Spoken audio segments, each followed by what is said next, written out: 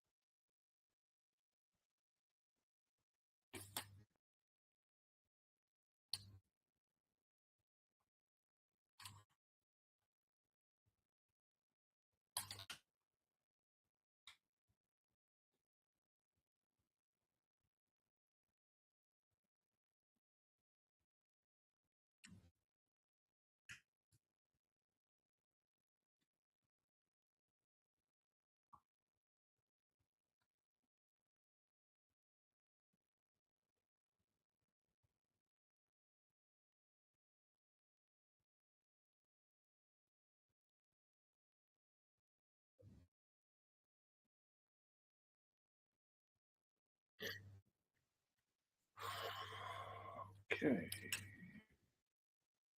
Just share it a bit, and then we'll get started.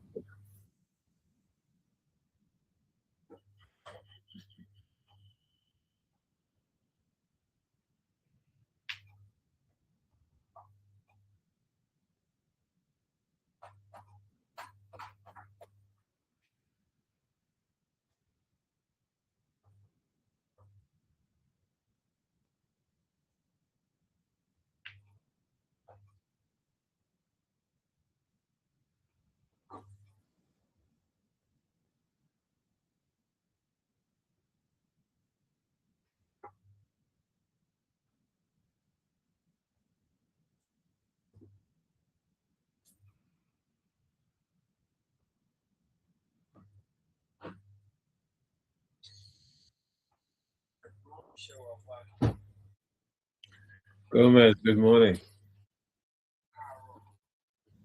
How are you? Why, sure.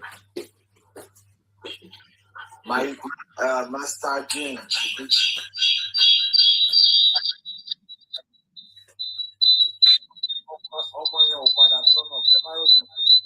What is special? I understand, but I'm like, Remember, hold on, Jack in mute, can you? Yeah. Can you give microphone? I let yeah. Could I put on blast. Yeah, was that on echo?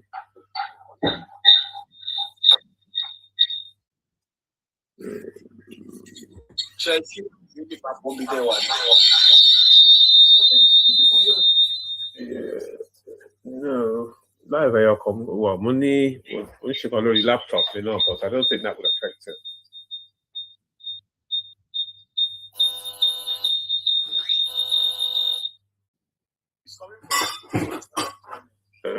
Hold on, Master June. Are you expecting DPD? No.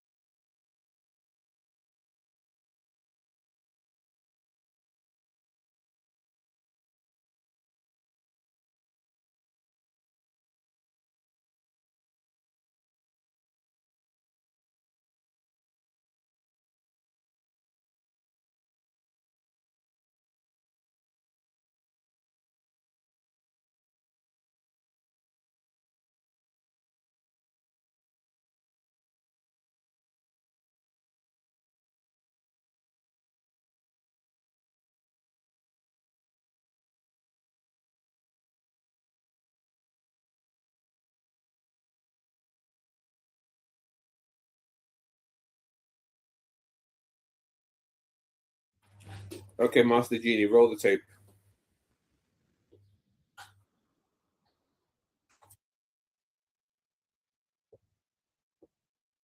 Yeah.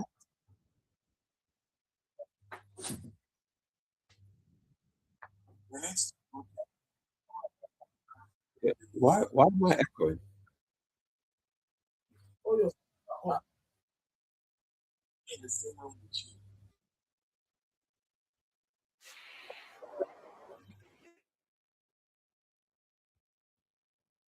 Okay, that's right. Yeah. Okay, that's fine.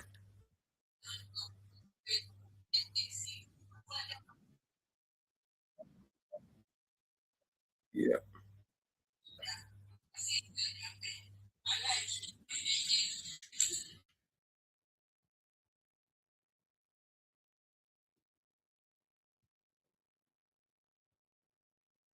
As well, see, when you started the Spark Ops.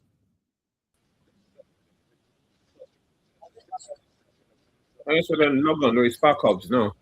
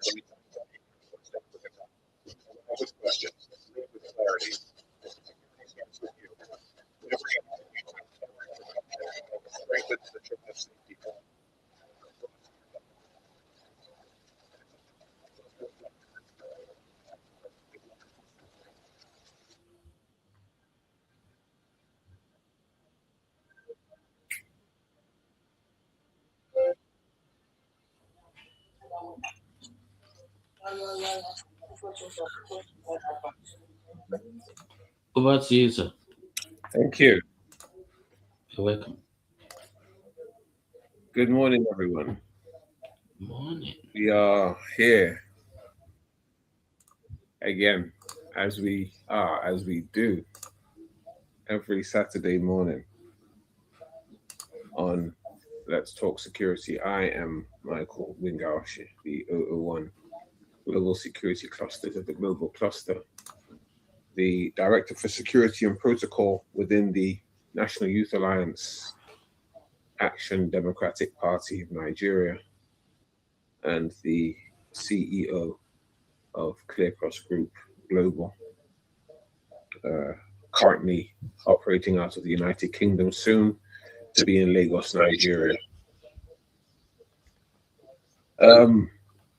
For those of you who tried to come on last week, we came on, but we were a little late because I was working late, and we started late, but we had a very insightful, very, I think it was God-appointed session last week, because we had a young lady come on, and the focus was on her, and I think she left very, very fulfilled. But this week we will definitely talk about what we was going to talk about last week, which is prevention. Prevention. You know, when I was when I was growing up and spending some of my time in Lagos, Nigeria, I remember prevention meant something totally different. But today, in the world of security, we are going to talk about prevention and what Africa can learn from America and Europe while building its own security future. And I would really like for us to run with this, because it's a very, very important aspect and point, and I'm using it as our word for today: prevention. Master Genie, I know that you're there. any nuggets that you feel or any nuggets that I suggest, please, if you could put those in the group as we go along, so that we can take these watchwords and these nuggets and be nourishing people with it. Because I know not everybody can turn up on a Saturday morning, because after a whole week's work, a lot of people are generally quite tired on a Saturday, and they have a lie-in. And by the time they're done with their lie-in and they've done whatever they normally do first thing on a Saturday morning, it's a bit late, and they probably either catch us late or don't catch us at all. But hey, thanks to people like Master Genie, we have reruns on the group chat, on YouTube, and all the other social media networks. So I am grateful to all of you guys working behind the scenes that keep the narrative running, even in my absence. So thank you. While I was speaking, I could see that we had the grand entrance of His Excellency, the global president of the global clusters worldwide, in the person of Ambassador Dr. Adekunle Badmus. Good morning, sir. I can see your picture is smiling, and no doubt I know that you are always. One global security clusters, the global clusters, and I can see the 002 Savage Pit Revolution. Excellent morning to you. Happy weekend, too. So are you going to be logging on to the TikTok as well? I'm going to try. We have GCE exam today. I'm trying to coordinate. It's true. At the same time, we are testing in 4 states. We are testing in Ondo State. We're testing in Enugu. Have shifted till Monday, although because of the Biafra Day. Today is Biafra Day in the east. Right. And, we're Lagos is testing. Oyo State is testing, and it's raining cat and dog. Wow. You understand? In Nigeria right now. So I'm trying to coordinate. So I'll be in and out, and so I will definitely participate. No worries. You see, people, for those of you who I know are watching and listening but not logged in, this is what we're saying to you. The GCA is up and running, and it's running, and it's running around Nigeria. It's running around all the states now. His Excellency is currently testing in the east now. And he's in the Federal Republic of Turkey, which a lot of people know as Turkey. But he's still working tirelessly to continue the global quest of the global clusters, and that is to get 1 billion people digitally literate. So you can imagine the kind of work that is going on behind the scenes with the global clusters. It's not just talk, it's not hot air, it's people working tirelessly to try and bring this gospel of change to the masses. We're not politicians, we're not looking to stand as president or governors. We're just basically looking to stand up as people who want to educate and bring people's mindsets to the fore. Our mission is for us to help you, to help us get to where we need to get to as a nation, as a people, as an entity. And therefore, we will stop blaming governments, and we'll start looking inward at ourselves and be able to say that this is our contribution to the world. This is our contribution. This is what we do. This is how we do it. And when it comes to things like money and finances and security, because we've put our own efforts together, then people will see what we do, and hopefully they themselves will bounce off of that and take that and not only deliver but develop themselves and be self-reliant. So yes, thank you very much, Your Excellency, for everything that you're doing and for the things that you've done. And I'm pretty sure that even that a majority of us in the global clusters are very grateful to yourself first and foremost because of all the efforts that you put in to ensuring that this entity grows into what we want it to. And I can see the light at the end of the tunnel, as I'm pretty sure that you can. And it's going to be very fruitful. I mean, we've been going 2 years now, you know, all glory to God, 2 years. And we've now entered, I believe now we are, no, in a couple of months, we will have entered our 3rd year as an organization and growing in the positive. You know, when we talk about growth, we're not just talking about numbers, we're talking about with regards to achievements. You know, a lot of people tend to measure growth by how many people are part of it. Now, we have a massive following, but if I'm going to be a realist, I would say that the following has a lot of people still sitting on the fence, which to me is very funny. Because you know how a lot of people tend to be quite objective, you know, and they wait to see what's going to happen before they dive in. Oh, excuse me, it's Saturday morning. It's been a long week. Anyway, let's dive in. Good morning, Master Genie, my Cody.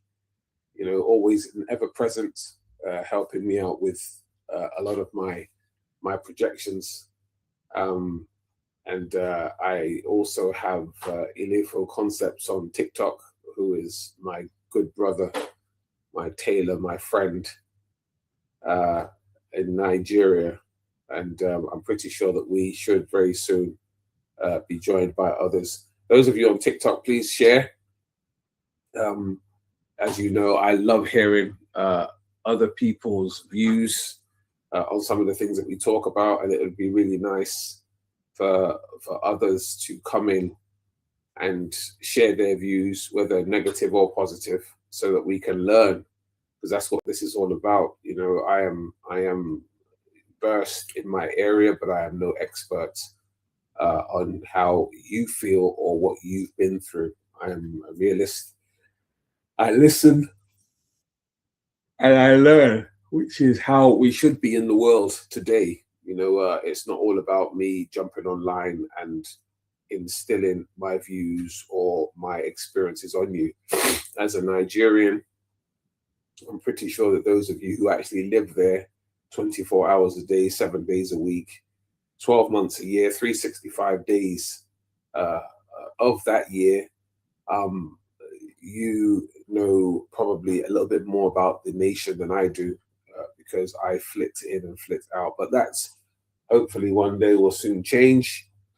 But these are the blueprints to us growing as a nation, because this is what we're all about and this is what we want to do. You know, we spend a lot of our time liking what happens to others in other countries, you know, admiring how they do their thing, admiring how their nation looks. And you know, as I say to a lot of people, it's lovely, it's nice, but we can have that too, you know. And the way that we can have that is we basically have to want that, you know. And in order for you to want that, basically what you have to be doing is to be thinking patriotic. You know, am I my brother's keeper? Am I my sister's keeper?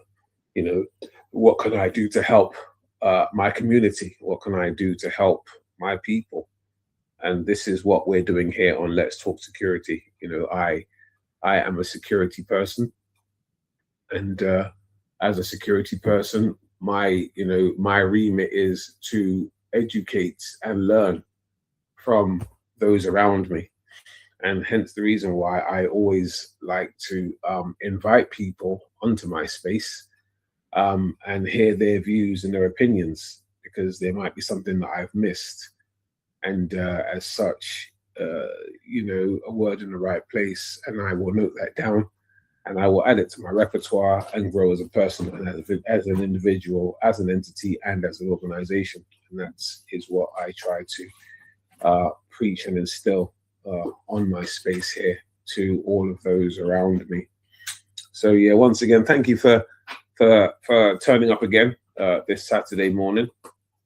And I'm hoping that today's session, like most of the others that we've had, will be a session of learning and a session of open-mindedness.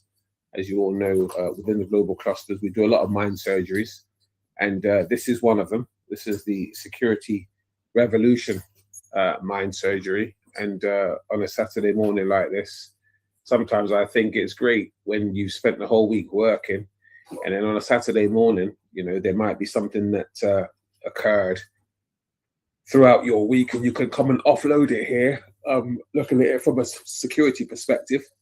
And we can look for ways to which we can improve on that or prevent it from happening. And that, my friends, will take us, excuse me, into the topic of today, which is prevention. So, prevention and what Africa can learn from America and Europe while building its own secure future.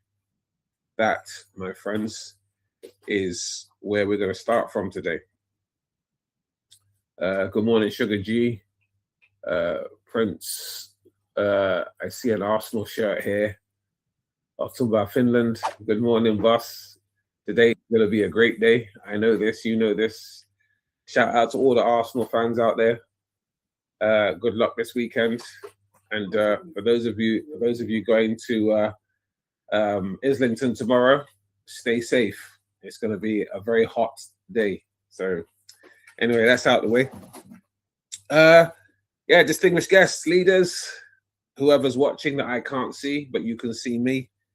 Youth representatives, security stakeholders, ladies and gentlemen, good morning.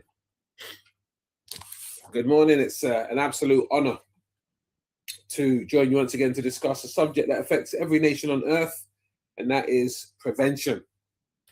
Prevention. Prevention. Master Genie, do we have a definition of prevention, please?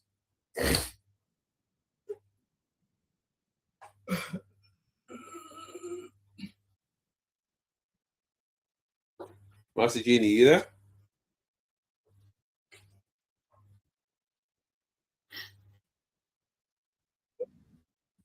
Yeah, do we have a definition of prevention?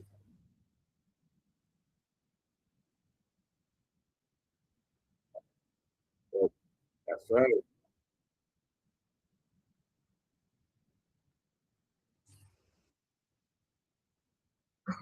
Mm-hmm.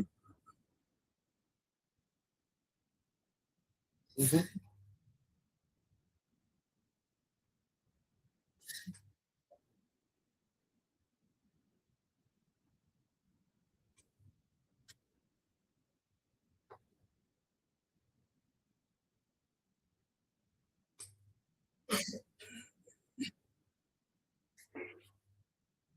Okay. Right. What is prevention? Prevention in security refers to proactive measures, policies, and technologies designed to stop threats and breaches before they can occur or cause damage. Right? You see it, you say it, you sort it. Say that again. You see it, you say it, you sort it. That is prevention. Right? And I think that phrase is used a lot here in the UK, especially on the transport system. And a lot of people know it. And from a security standpoint, it's actually a very, very important slogan that is used here. Prevention. You see it, you say it, you sort it. Right? Because when you see it and you say nothing, then the people that can help to sort it won't know that it's there. And once you do say it, it needs to be sorted before it escalates out of hand.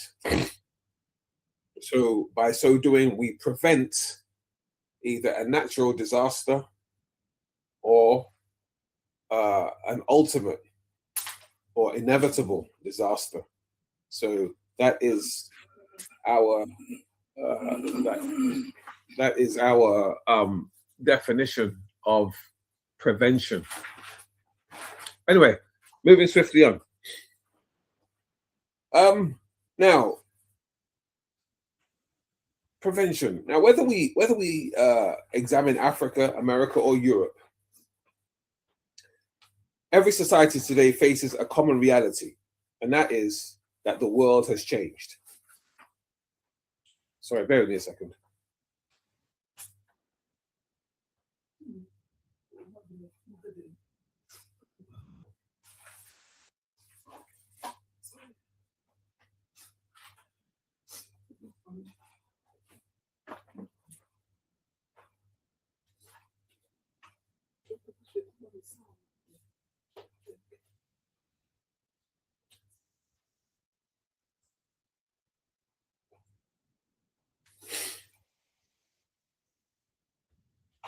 Yeah, sorry about that.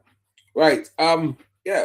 Whether we examine Africa, America, or Europe, every society today faces a common reality, and that is that the world has changed. Now, in this new normal, security can no longer depend only on one reaction. It must depend on preparation, cooperation, awareness, innovation, and trust. I'll say that again. Master G, are you following? Right.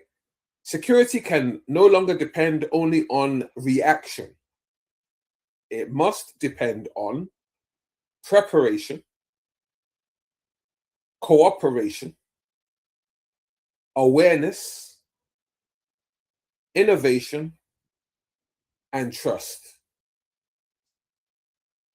And I'm sure that for those of you who follow most Saturdays will know that these are topics that we have actually, or if we haven't, we've been talking about over the weeks, because most of these topics, if not all of them, are security related, and as such, they're topics that we need to take serious. You see, a lot of people, especially in my beloved father country, which is Nigeria, believe that setting up a security company is just about, I want to set up a company, security, and we set it up and we put people there and they give us a contract and we start making money.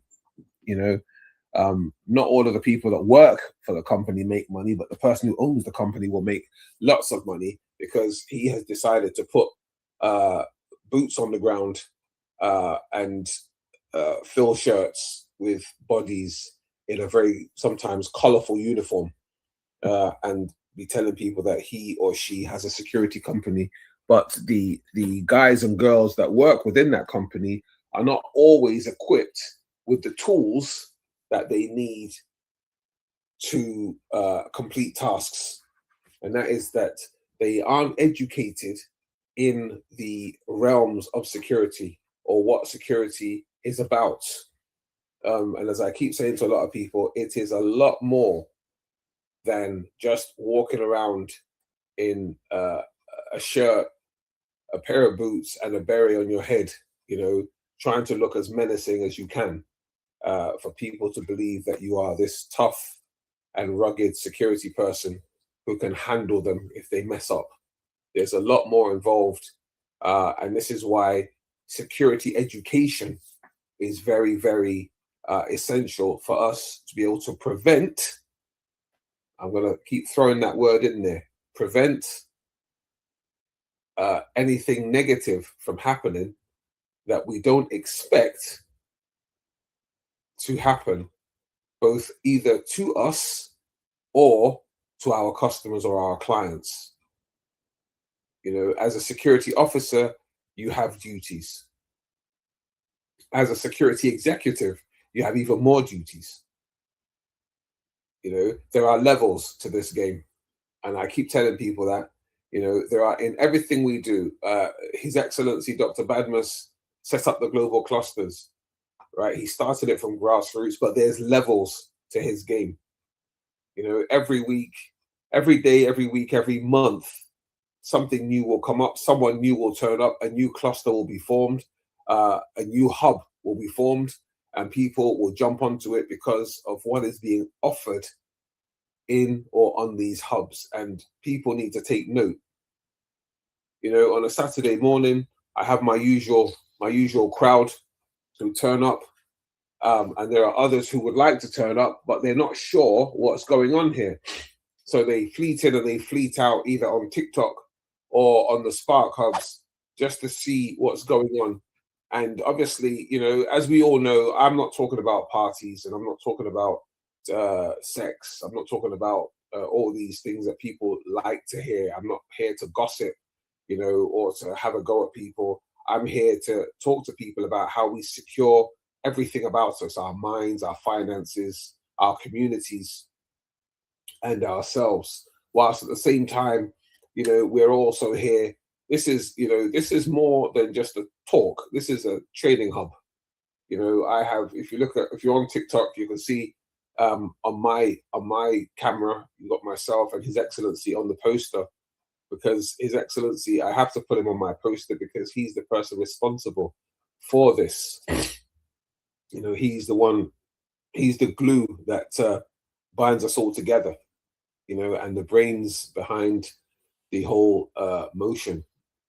So therefore, you know, most of what we're doing here, you know, even though he's not a security expert, but he is the machine that drives this whole entity.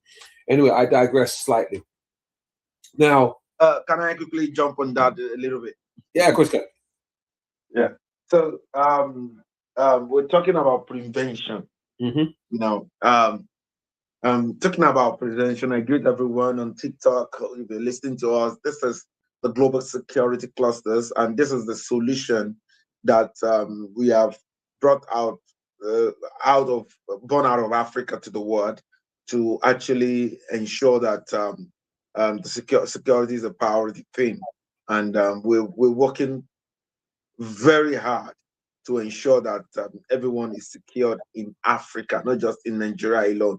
Having said that, talking about prevention, just like Mr. Gini said, that prevention is better than cure. You understand? I think prevention is trying to ensure that you to excuse yourself from an happening, from something that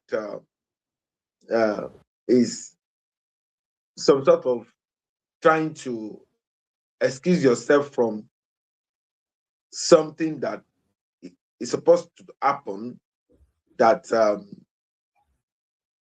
something that should have happened, that you just you know, try as much as possible to prevent from happening.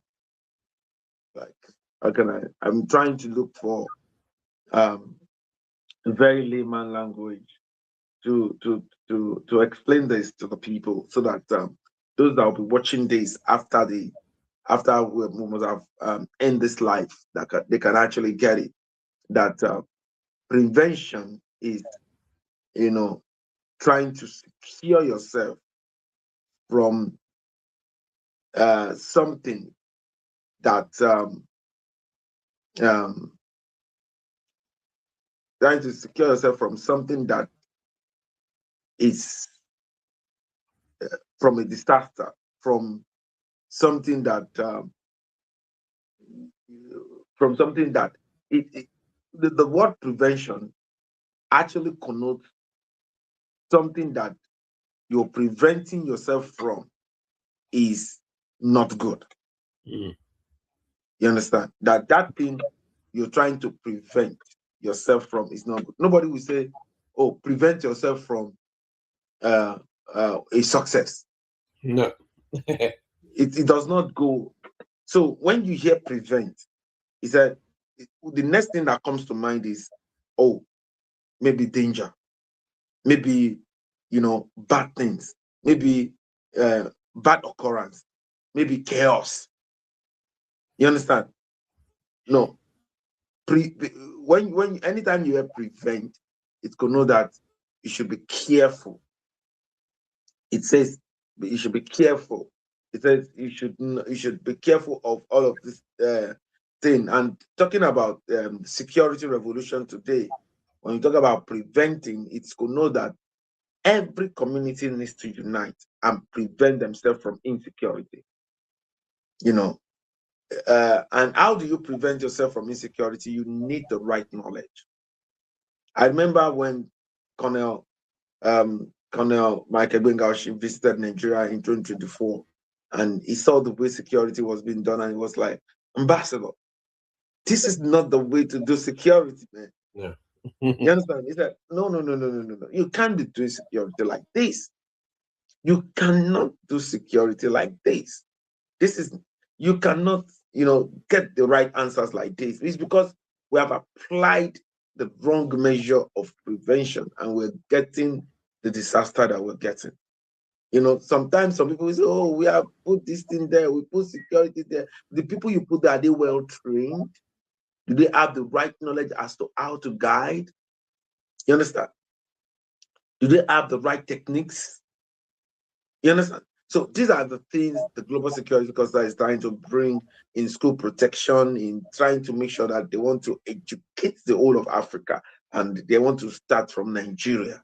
You understand? To be able to let them know that, it's better you prevent this from happening. It's better you are sensitive about the current happenings. Now, everyone is scared. Everyone is calling their loved ones. Don't stay out late. Don't, if someone just want to do a 1-hour journey, if the person is just going from Lagos to Ogun State, they will ask, "Have you got there?" Thank God you have got there. You understand? Oh, if you want to do a journey from Lagos to just Ibadan, people will just thank God, thank God, people will be praying, go with God. If you say, "I'm traveling," go with God, and all of those things. Now, how do we prevent all of these things as to security? And it's about all of us coming together and looking at, solving this problem. Every community looking at how to solve each problem. Every community putting their head up high there, to be responsible to solve the problem. It's really, really very, very important that we all come together to see the possibility of solving our problems. So prevention is about us putting in our mind, creating the preventive measures, so as not to now start looking for cure. I know things have actually happened, and as it is in the Federal Republic of Nigeria, we have to, for those that have not become victim yet, we have to tell them the preventive measure. For those that are already victim, is the cure that we're now looking for, because they're already victims. We have thousands of victims in the Federal Republic of Nigeria right now. Thousands of lives gone, due to this insecurity and insurgencies. And, the cure has to come, and the preventive measure, so that others will not be victim of circumstances. So prevention today, I hope I'm able to do a good job. I'm not a security person, but I just felt I can try. Maybe you're able to get something out of what I just said. Colonel, did I try, sir? Most definitely. But I'm trying to, Remember, I did say. Remember, I did say before you started. I said, you're not a security person, but you are single-handedly the one person who brought us all together. You are responsible for all of the hubs, all of the clusters, on a daily basis, on a weekly basis, on a monthly basis. Somebody somewhere locks on to what is going on here and decides that they too would like to be a part of this. And, out of nothing, another hub or another cluster is born, and, they start their mind surgeries, and they start talks, and and people take an interest. Because remember, when we started this, we had the global clusters and we had the global security clusters. And then all of a sudden, all of these other clusters joined in. And suddenly we have this entity, this machine, this steam train that is just rolling on and on and on, and it's growing and it's snowballing, and it's growing into something that we can't even control anymore because people are taking a massive interest in it. So we don't expect you to know everything about everything, but the thing is, you taken an interest in everything about everything. And as I said earlier on, we are learning. This is a learning hub. This is a training hub, both for me delivering security and for you listening, because there are things that people living in Nigeria, people living in Africa, people living in Europe who jump on here will be able to tell me of their own personal observations that I won't know about. And I can learn something new. And that is what we're here for. That is what this is all about. It's not all about I know it all and you don't know anything. It's about I know something, you know something. You can learn from me and I can learn from you. And that is exactly how the world turns. So thank you, Dr. Badmus. You're always an inspiration to all of us. Age is not everything. Age is a number. And maturity is something that we all have when we're born, but we develop it and it grows. So thank you very, very much. And while we were talking, I saw the grand entrance of Olayinka. Olayinka, good morning. It's good to see you again this Saturday. And I'd like to thank you for always giving up your Saturday mornings to come onto the hub, to listen, and sometimes to help and contribute to what we do here. So good morning, Olayinka. I hope you are well.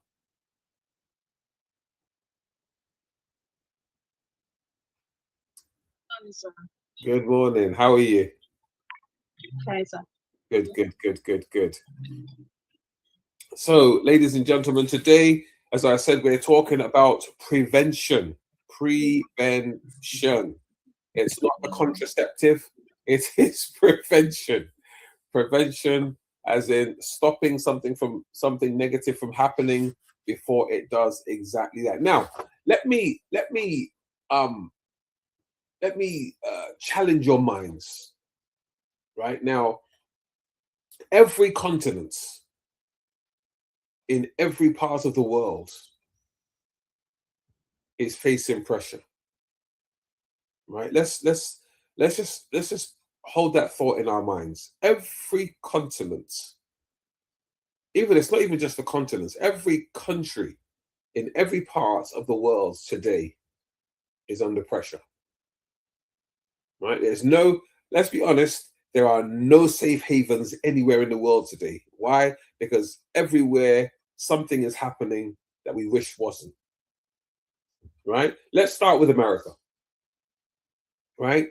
Now, America faces cybercrime, social division, misinformation. It has a mental health crisis. It faces school violence and trust issues between institutions and citizens. Now, that is massive. Right? That on its own is massive from the world's superpower. Right? So if America has all that, let's go to Europe. Right? Europe faces migration pressures, economic uncertainty, terrorism concerns, digital threats, and political polarization. Right? Now, before I go on to all the others,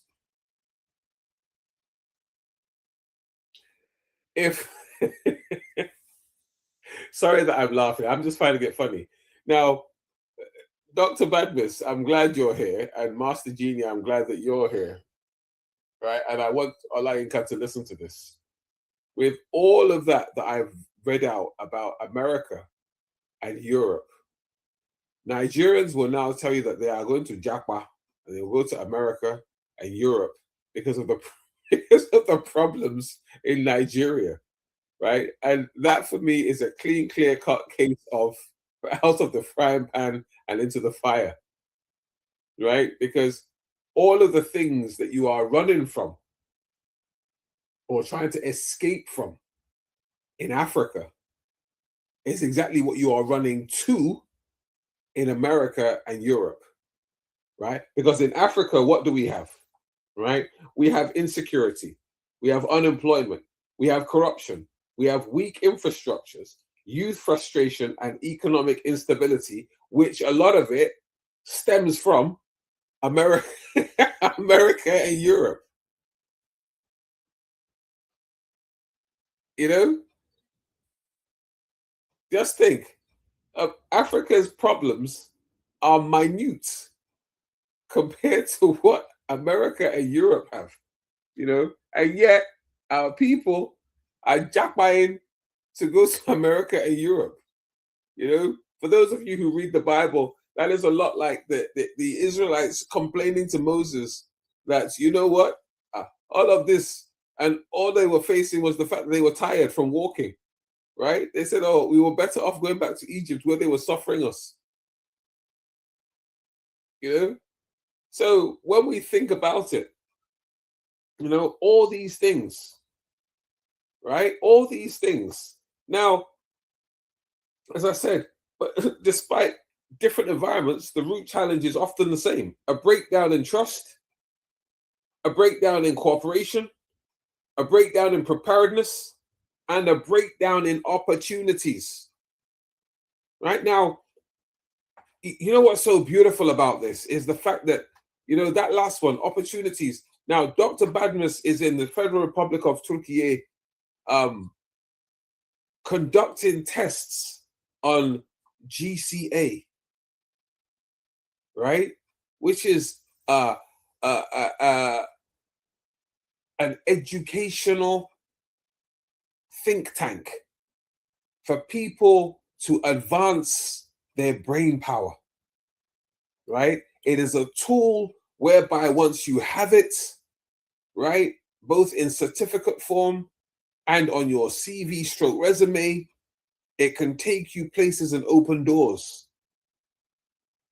right? Now, it will open the doors of opportunity to all of those who grab it with both hands, right? Thereby preventing you from having a or some documents that could hinder you from taking that next step. Now, just think about it. Just think about it.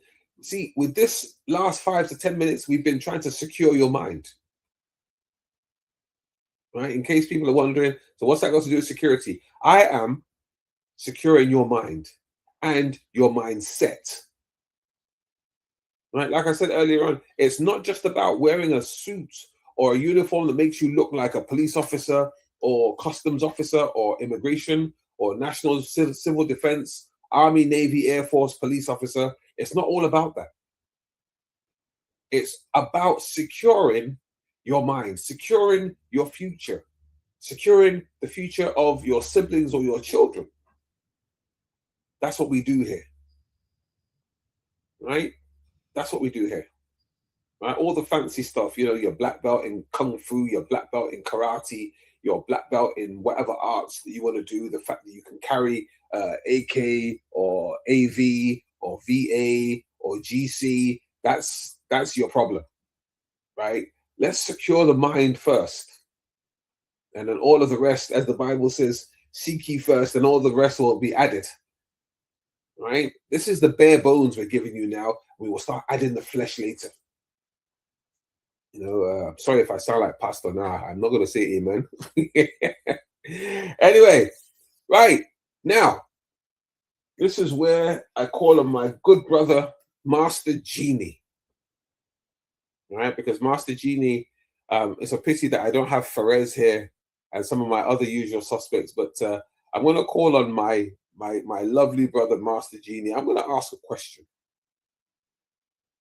Right? Master Genie, are you there? Excellent. Now, here's a question. You know, I love the answers that you give on a regular basis. Now, Master, here's a question. Now, what similarities do you think Africa shares with America and Europe today?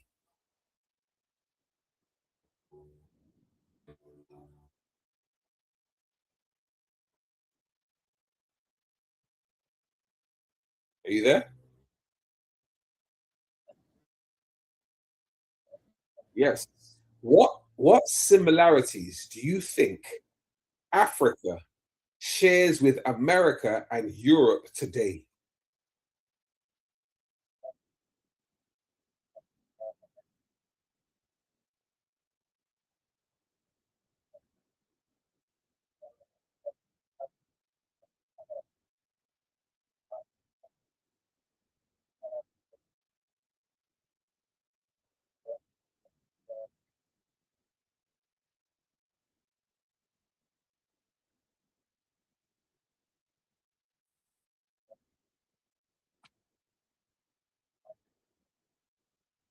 Mhm, mhm, mhm.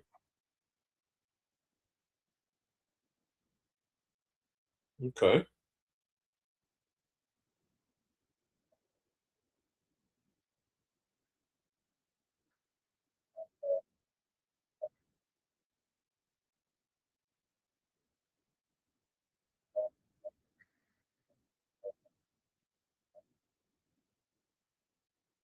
Mhm,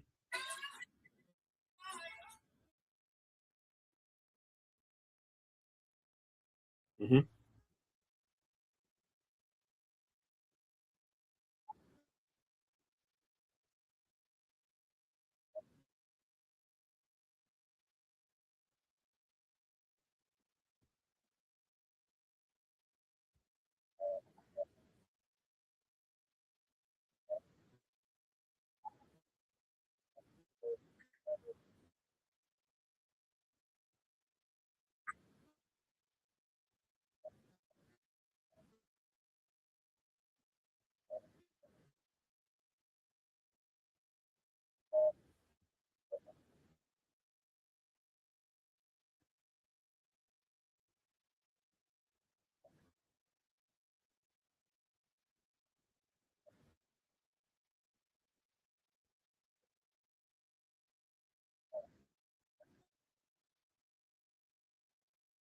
yes.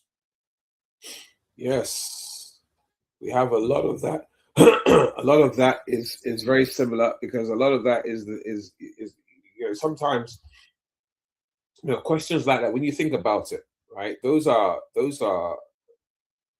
you know to me in some cases it's a kind of like a silly question, but it had to be asked, right? Because a lot of people don't realize that no matter where you go in the world, the problems that you think you have in your country, right? When you go to another part of the world, you will find those problems there as well. Nothing is different anywhere in the world, right? Now, here's another one for you, right? But before I give you another one, Olayinka, I'm going to throw that question to you because I like people to participate, and I like to hear other people's voices and other people's opinions. So uh, you know, I'm going to throw that question to you. What similarities would you say that Africa has with America and Europe today?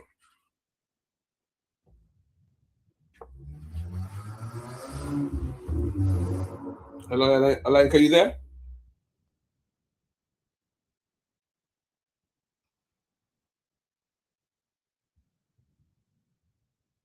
Good morning, Esther. Voila. Good morning, the global president.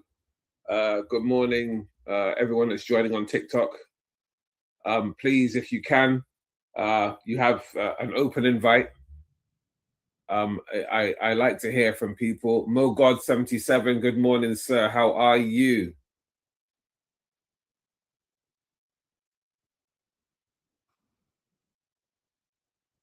Mo God, unmute yourself, sir. I can't hear you.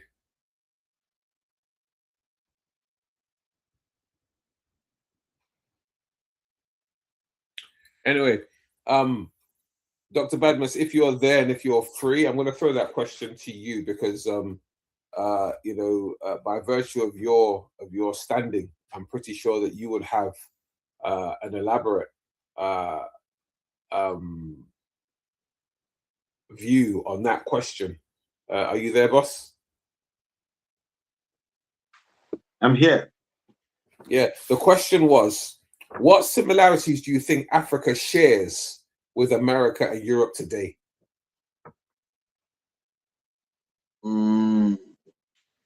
Similarity. African and Europe. Well, the similarity I can say, this question is a bit tricky.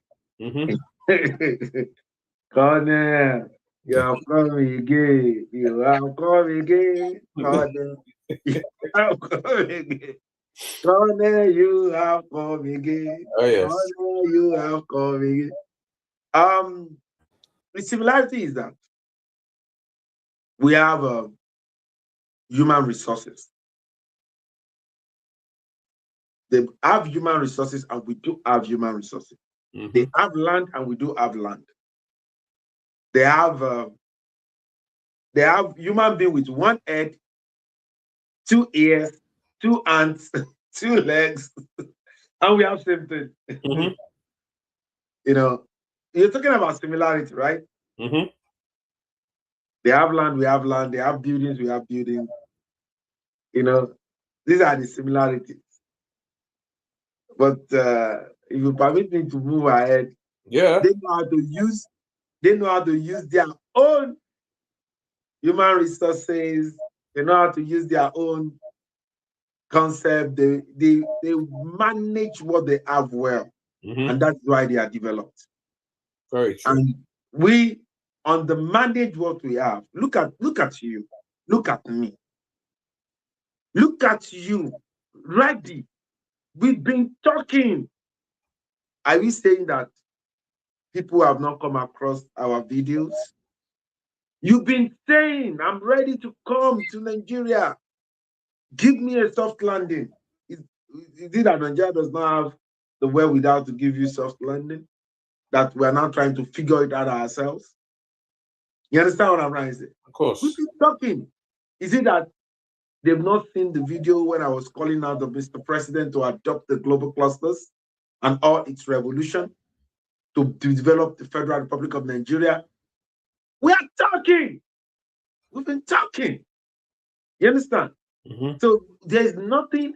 We live in the diaspora. We live abroad, and come on, way any city, they all cut head for the way we think, our solutions, our packaging and everything that we've gotten. What's going on with us? What's going on with us? We've been talking. Master Jenny is ready to leave the United Kingdom to come and set up State Certificate College. We're talking. You are ready to come home and make sure that the security arm is good. We are talking.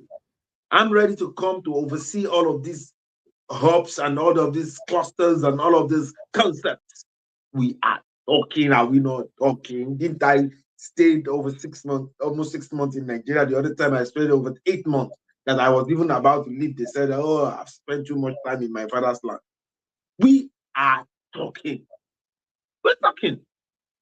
So we have similarities. We have full-blooded human beings, and we do have full-blooded human beings. You understand? So these are the similarities. Because apart from that, you can see, my daughter, Yetunde Badmus, just traveled to Canada for her master's May 3rd this year, and she said, "Daddy, this place is different from Nigeria. It's totally different." You understand? So she saw that people were treated like human beings that they are. You understand? I get what Brian. So people were treated well, and she thought drivers would drive recklessly. She tried to find out no one drive recklessly there. No one. So we're talking. We have everything to make Nigerian great again. We have everything to make Africa great again. You talked. You said, "Oh, you were the one that initiated that. Oh, let's follow the mantra instead of following make America great again." We said, "Make Africa great again." It's simple. And we coin it to suit every nation. That in Nigeria is make Africa and Nigeria great again. In Ghana is make Africa and Ghana great again. Let's make our continent a place of abode. Let's Traore has been shouting. Everybody has been shouting. Look at what Traore is currently doing. That is the work of a visionary leader. It's obvious that Nigeria does not have one. It's obvious, even from the question that was asked from Mr. President about insecurity. Have you watched the response of the Mr. President? Do you know what I'm trying to say? So he was talking about sacrifice of Ileya and all of those things, and that was not it. I felt the man has maybe dementia or something. I get what I'm trying to say. Of course, it's forgetting things. It's not the youthful Lagos governor that we had then anymore. So let us. I'm not here to talk about politics. I'm not here to.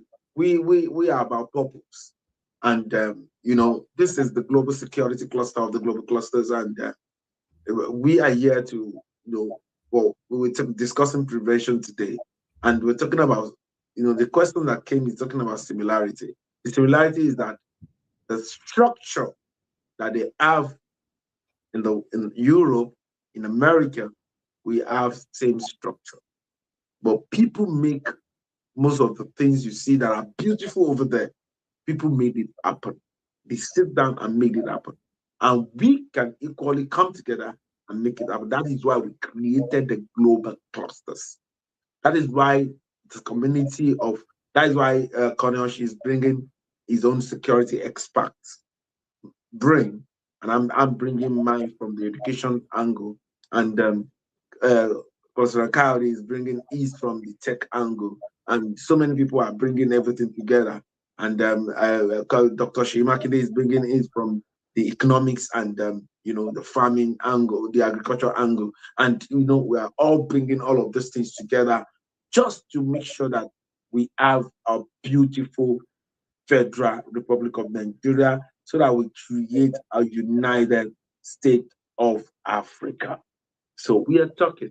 So if you going back to the question about similarities, similarity is that we have land, we have human being. They have land, they have human being. They were able to use their land well. We undermanage ours, and we undermanage our finances. And if there was a lot of selfishness going on with us and all of that, so that is my take. Thank you very, very much, Your Excellency, as always. Now, this is my take, right? Now,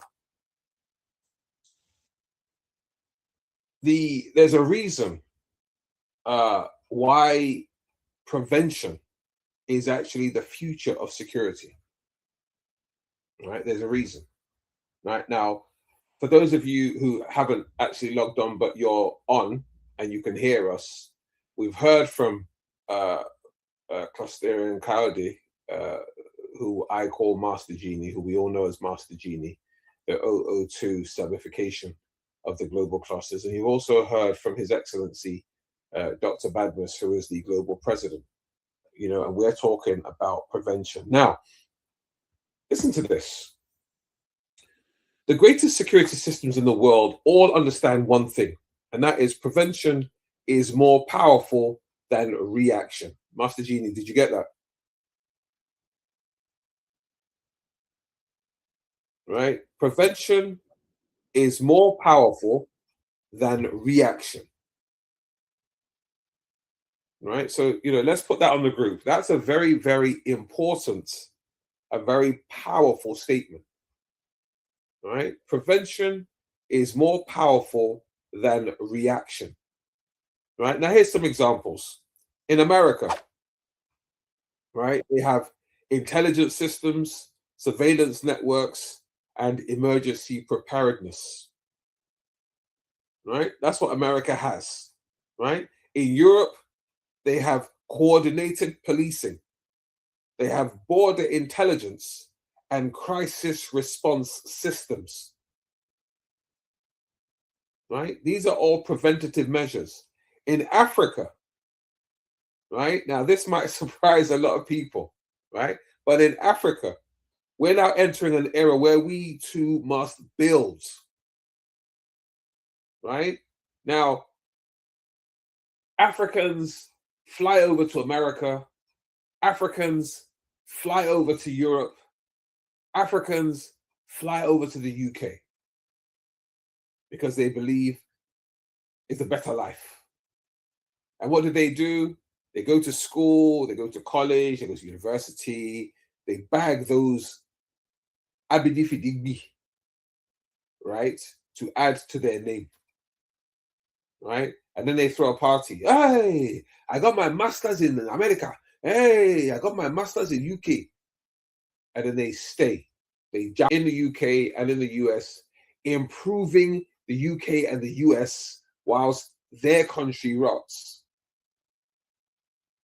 Now, I had conversations this week with people, and I was asking them, how dare you call Africa a third world country when your uranium comes from Africa, right? All the resources that you need, all the equipment, the materials that you need for a better Europe, a better America, a better UK is all being extracted using the workforce of Africa, right? In Africa, to take to Europe, America, UK, to give them what makes their country great. Whilst Africa is being left vulnerable, etc. and so forth, and allowing itself to be called third world, which I still dispute that, because in order for you to be third world, you wouldn't have those things, and, like I said, we're securing our minds now, right? We are securing our minds. Now, Africa must build its preventative systems, right, to be on par with the UK and the US. Africa must build its early warning systems. Africa must build on its youth engagement systems, and Africa must build on its trust base and community networks. Right? Now, just for a second, think about what I just said. All of those things that I said Africa must do is what America and Europe is doing, right? But they're not advising Africa to do that, right? Instead of that, they're taking from Africa the stuff that they need to build on theirs, whilst at the same time not saying to you, okay, fine, we're doing this, but maybe you should do it too, just in case. Just think, remember I said we're securing our minds here, right? Now, rightly or wrongly, our leaders in Africa, yes, they love money, and they love the status, and whilst they're in Africa, their money, has financed many a party, financed many a structure, nice building, beautiful cars, a nice status. But all these people that they are giving their resources away to, when they decide that they want to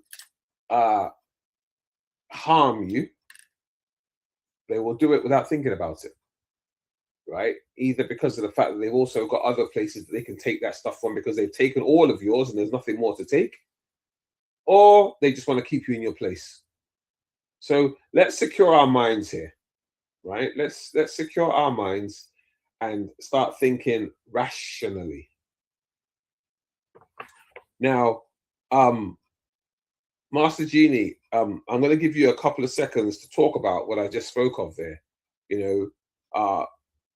Prevention is more powerful than reaction, right? America and Europe, I read out to you what they have, right? But what I read to you about Africa was Africa reacting to and not preventing. What's your view on that?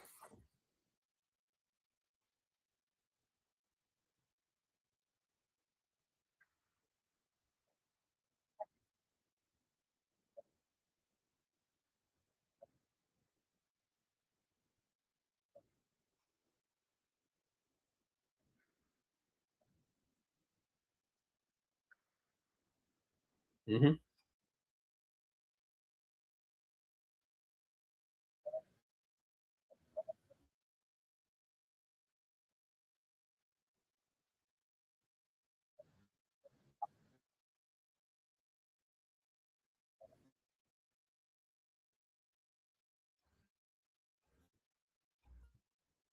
It's a shame. It's a shame.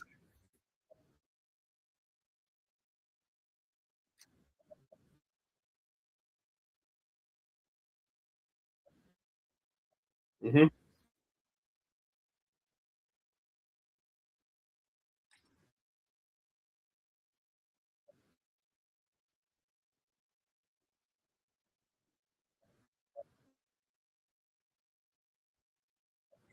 Mm-hmm.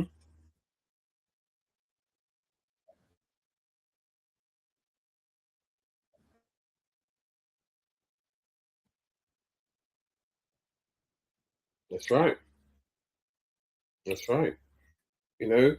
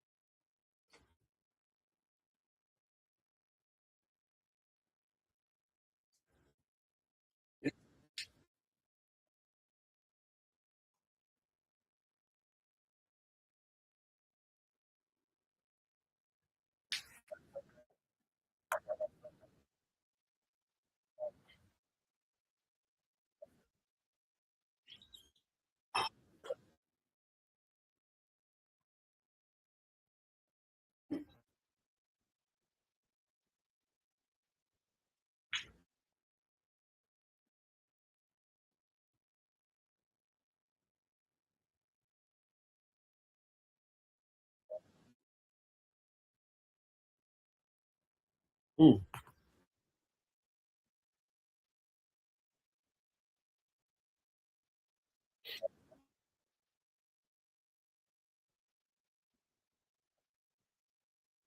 Right.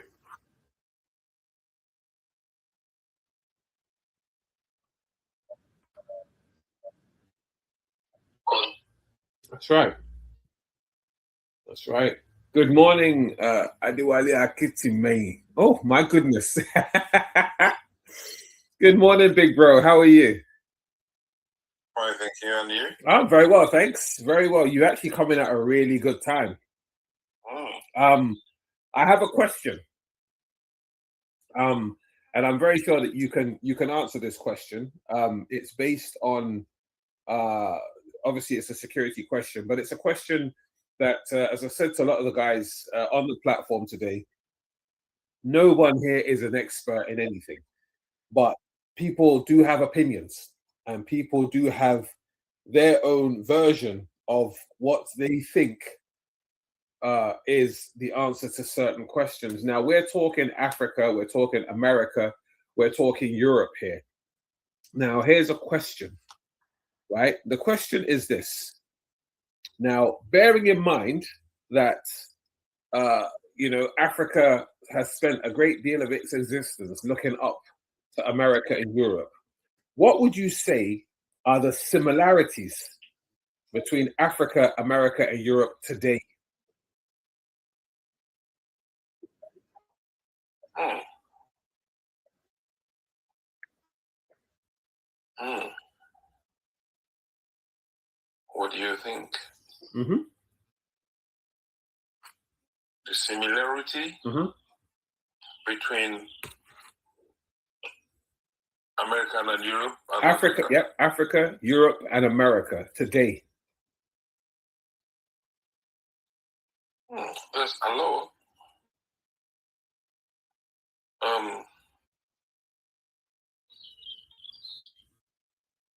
I would say there's a lot of development coming up in Africa Mm-hmm.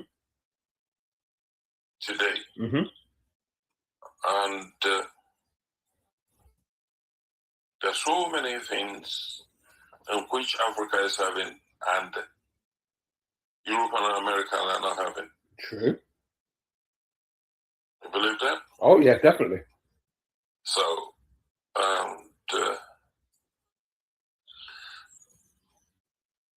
just let me rest now. Okay. Let me Right. give chance for other people too. Right. I'm gonna jump on the tail end of what you just said. Right. And I'm gonna say to you, would you agree that in most cases, right? And I'm sorry if it looks or sounds like I'm putting you on the spot here. I'm not. Where every week when I do this, I like to get people involved because this is all about us. It's not about me. Right? It's all about us, not about me. And security, I'm pretty sure you've known me since I've been knee high to a grasshopper, and you know that security has always been my passion, and I've been involved in it in so many years, and you know that I'm still very much involved with it. And I'm very community minded now because to God be the glory. Now that I am a chief, I have to start thinking more towards community and not about myself. Now, would you agree with me that today in the security world, because today's topic is prevention, by the way, right? Today's topic is prevention, right? Now, would you agree with me that in today's money, prevention is more powerful than reaction? Yeah, that's true. Right, and that was why I asked the question, what similarities do you think Africa shares with America and Europe today? Right, bearing in mind that prevention is more powerful than reaction. Do you understand what I'm saying? Yes, I do. Oh my God. My friend, hang on a minute. I think somebody's on my door.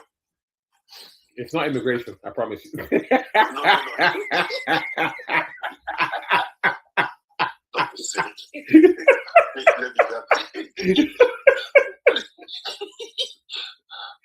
Please let me go now. Okay. I talk with you, yeah? All right, no worries. No worries. All right. That was my big brother, guys. But Awali, he's a very, very dear brother to me. We are all here in the United Kingdom. We love to share a laugh more often than not. He's just gone to answer the door. But yeah, moving swiftly on. With the things that we've just spoken about, prevention being more powerful than reaction, is the fact that, as I read out to you, in America, they have intelligence systems, surveillance networks, emergency procedures. And in Europe, they have coordinated policing, border intelligence, and crisis response systems. In Africa, we don't. Right? In Africa, we don't. In Africa today, we're boasting of having beautiful cars and fantastic houses. Right? We have shirt fillers who are walking around our compounds that you're screaming and shouting orders to, but even you don't even know the orders that you're shouting at these people. Right? We aren't taking enough steps to prevent major crises from happening before they happen. Right? We aren't doing all these things. Right? We're still busy boasting about who our father is, who our mother is, what position we hold in a community or in an organization, but we're not doing enough to show people or to showcase the fact that as people, right, not as a company, right, but as people, right, we're not doing enough to show people that, yeah, even us, in our space, that we can and we will prevent negatives from happening. We're not doing that. We're too busy focusing on the minors as opposed to focusing on the majors, right? And I'm pretty sure that we must all agree, or we should all be in agreement, that prevention, as Master Genie said earlier on, is better than cure, right? Prevention is more powerful than reaction, right? Why should we wait for a major crisis or a major negative to happen before we remember that we're going to put boots on the ground, right? Like 9/11 happened all those years ago, and then America realized that they missed something in their security systems. You know, in Nigeria, you had certain persons turn up and start causing major havoc or major crises within the country before certain people decided that it was time for them to put in that extra security. Prevention is more powerful than reaction. Now, here's a tagline. Master Genie, please put this in the group. Strong nations do not wait for crises before acting. Right? Strong nations do not wait for crisis before acting.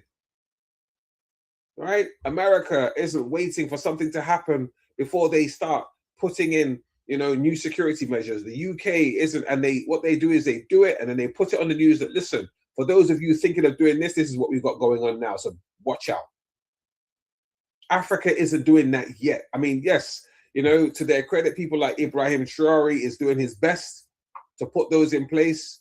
I haven't heard of anything from Nigeria. I haven't heard anything from Ghana. I haven't heard anything from Mali. I haven't heard anything from the Sahel Collaborative. I haven't heard anything from anybody. But I'm pretty sure that Dr. Badmus knows and would agree that here within us in the security clusters, in the global clusters, we are working tirelessly both day and night to try and put in and implement and introduce all these things so that we are a force to be reckoned with. Because listen, it doesn't take that much, right? It doesn't take that much. We are working tirelessly, right, within our own capacities, and as somebody said, well, I think it was His Excellency said, we're not here as politicians. We're not doing politics. We're doing progress, right? We're not doing politics. We're doing progress. We're doing advancements. We're doing education. We're doing enlightenment. We're doing mind surgery. Right, for those of you who, because a lot of, especially our people, unfortunately, we only know politics. We only know campaigning. And during the time that they're campaigning, a lot of them. Sorry, bear with me. There's somebody at the door. Who's at my door? Dun, dun, dun.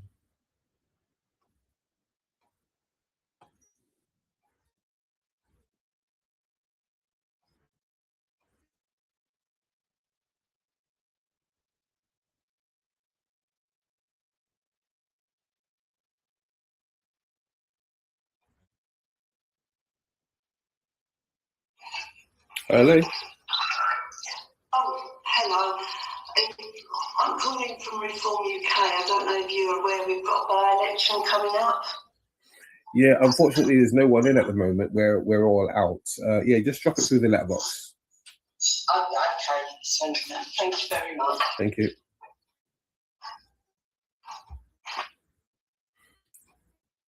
That's me being polite. I could never vote Reform. Anyway, sorry about that. So, yeah, as I was saying, we have a lot to do. We are not politicians. We're not preaching. Come and join our party. What we're saying is, we belong to everybody. And security is everybody's business. And I just personally feel that we should, as people, as smart people, start to secure our minds. See the things that need to be done, right, and do them. And that is what we are about. That is what we should be about. And we should. We're at that stage now where, yes, I'm not saying that people shouldn't jump on the, all the other TikToks and all the mind surgeries, etc., of people who want to dance and play music and say funny things and sometimes naughty things. Yet, you know what? You're allowed in life to enjoy your life, because at the end of the day, if you work hard, you got to play hard. But we shouldn't behave like drunk people, and enjoy ourselves so much that we forget ourselves, and this is basically it. This is it. We have a responsibility to ourselves as a people, as a people, as an entity, to secure our minds and do the needful, do what we're supposed to do when we're supposed to do it. Now, here's another question for us, and that is, what problems in Africa could have been prevented earlier? Just think about that for a second, right? What problem? Good morning, Okonlawan 0809. Okonlawan. Good morning, sir. Good morning. How are you, boss? How are you? Good morning, sir. Good morning. How are you? Very fine. Excellent. Excellent. I'm doing very fine. Good. Now, here's a question for you. I'm glad you joined. I'm glad you joined just now. It's always nice to have a fresh voice on the program. Now, here's a question for you. A pleasure. It's a pleasure to join. Excellent. Now, here's a question for you. What problems in Africa could have been prevented earlier? What problems do you think, as an African, as a Nigerian, what problems do you think Africa could have prevented earlier? I think the major problem we've been having in Africa in general, or let me say Nigeria, is the problem of voting a good leader. Mm-hmm. Because I think that's what supersedes every problem that we have in Nigeria. Mm-hmm. This issue of voting a good leader. Mm-hmm. Anything else? Insecurity as well. Definitely. Now, I tell you what, for those of you who are listening, here are some of the problems that I know exist in Africa today, right? And especially in places like Nigeria, right? We have extremism, right? Extremism is a major problem, right? It is a major, major problem.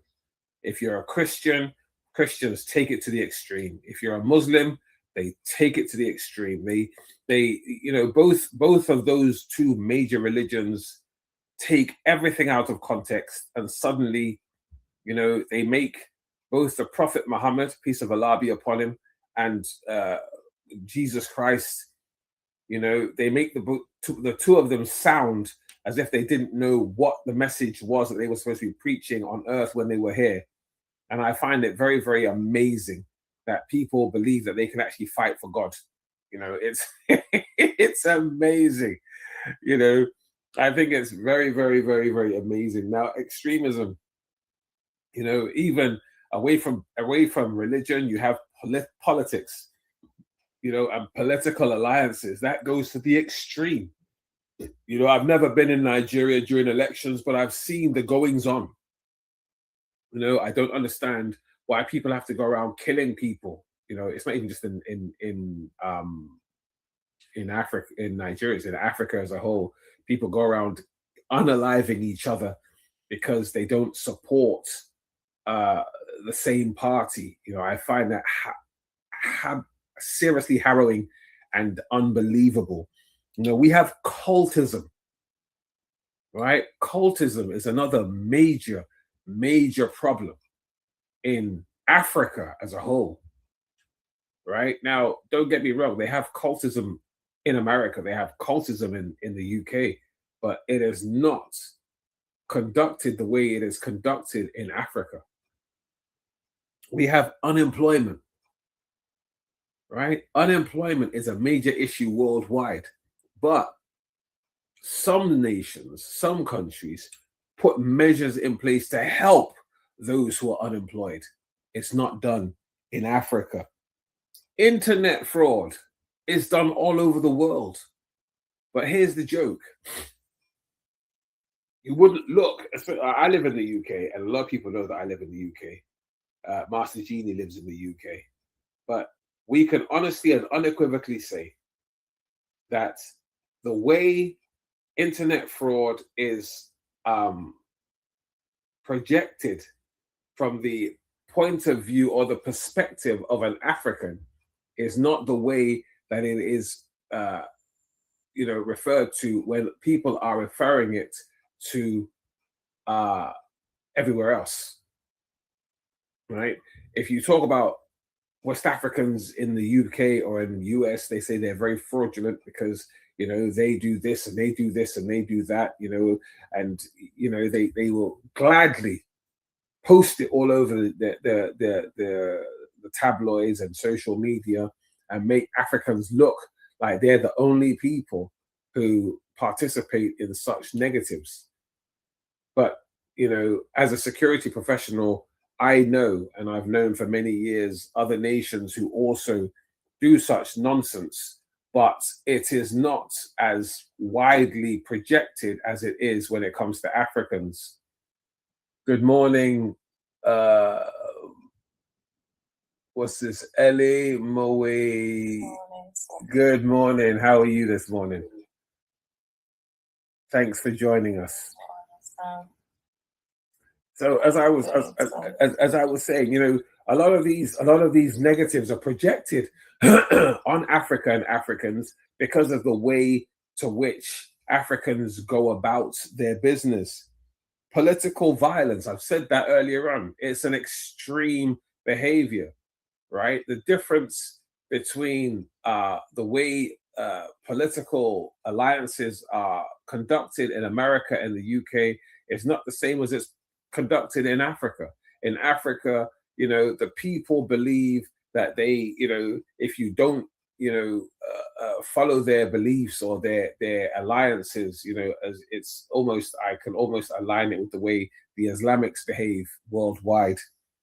And then you have drug abuse. Now, I live in the UK and I've visited the US, and I know for a fact that drug abuse is massive, but you hardly ever see it from these nations apart from in movies. But in Africa today, right, it is projected to the world stage for them to see. Now, the question was, what problems in Africa could have been prevented earlier? Now, if people cared, right, and I'm going to throw that in there, if people cared enough, right, a lot of these problems could have been prevented earlier if we took a lot of the money and the resources that we're so happily and readily able to give away or allow to be taken away from Africa by the colonialists, that is the Americans, the Europeans, the UK, to go and improve their country. If we use those things in Africa, within Africa, for Africans, a lot of these problems that we have could easily be prevented, because people would put measures in place to ensure that all these people are protected and the extremities would be reduced. Now, moving on from that, if there's any questions, please, I like to encourage people to ask questions, because then I can go back on certain things that I probably missed. Highly favored, good morning, how are you? F.A. Moe, how are you? Do you have any questions for me thus far? Because I know you've been listening.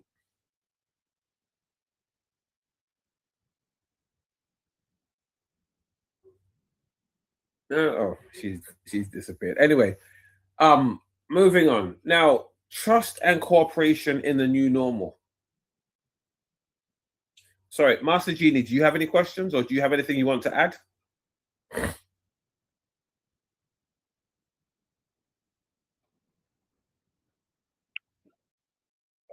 Okay. Good morning, Dukbar. I see you. Please come on. I'm going to extend an invite to you. Please come on if you would like to add anything. I'm always ready to listen to new voices. It's Thank you very much. You know, I consider it an honor to have people on my platform sharing their views. Anyway, moving on.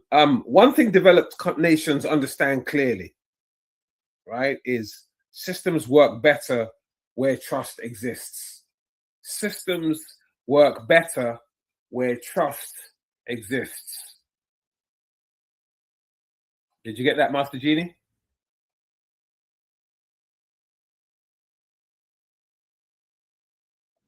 I said, one thing developed nations understand clearly is that systems work better where trust exists.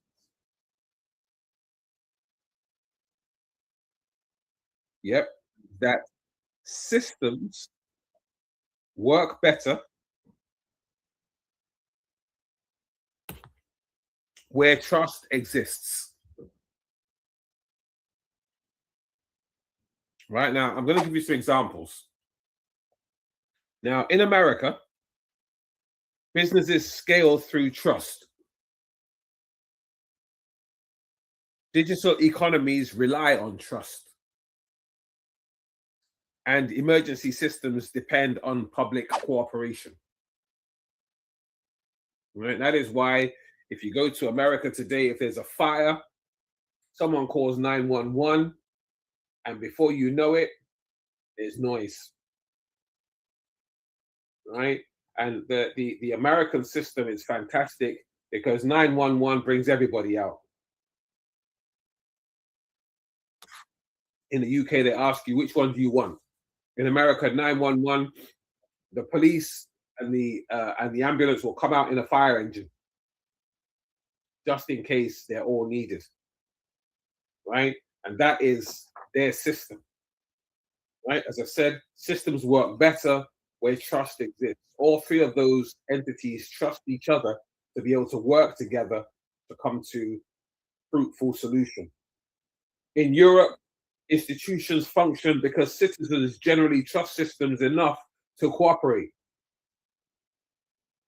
right? And that's in Europe, right? Everybody trusts everybody because then that way they can work in harmony and goals are hit, goals are reached, goals are scored. Right now, the African challenge to all of that is many African societies' distrust weakens cooperation. Right? Nobody trusts anybody. Somebody said to me recently, Connell, those things that you want to do. I mean, Master Genie, am I wrong? They say, hey, Connell, those things you want to do, oh God, in Nigeria, You know, that 3 paragraphs long, right, or more than. You know, I'm sure that if Dr. Badmus was able to jump on now, he would probably have something to say about that. Connell, that thing you want to do. I'm sure that Dr. Badmus, when he started Global... Yes, I know. People are like that. I know. No. I've gotten that a lot. You know, people even start... Let me tell you something. And I will tell you a bit about my story. Now, you know, whenever I tell people that we are fixing Nigeria, they will look at me. Exactly. Like what do you have to fix this country? Do you know the problem in this country? They will be telling me why everything will not work. Yeah. Guess what? When I was growing up, people were doing like that to me. When I say, oh, what do you want to do? Oh, I will mention goodness learning, goodness system solution, goodness this one. I started as a tech person. I see the information and communication. So people say, just like that. Yep. And guess what? The same goodness has taken me all over the place. That's right. All over the world. The same goodness. Those that did they are behind me. They were older than me then, but they are now behind. They cannot even get close to where the doors I'm opening right now. And that is what is going to happen. People are going to see, let them keep doing. I told them, if you don't want to join now, don't worry. Just wait and be observing. You'll join us later. You know something, Dr. Badmus? Sorry, Yeah. I know you're busy, but I just want to borrow you for a couple of minutes. Now, you see, I just mentioned something. I said systems work better where trust exists, right? Now, I gave the American example. In America, businesses scale through trust, right? Digital economies rely on trust, and emergency systems depend on public cooperation. Now, that is America and America only, right? In Europe, right? You are in the Federal Republic of Turkey, which we regard as Europe. It's not federal, it's the Republic of Turkey. Okay, the Republic of Turkey, which is in Europe, is part of the EU, right? Now, institutions in the EU, right, function because citizens generally trust systems enough to cooperate with the systems, right? Now, Africa, right, bearing in mind all of that, Africa has a challenge.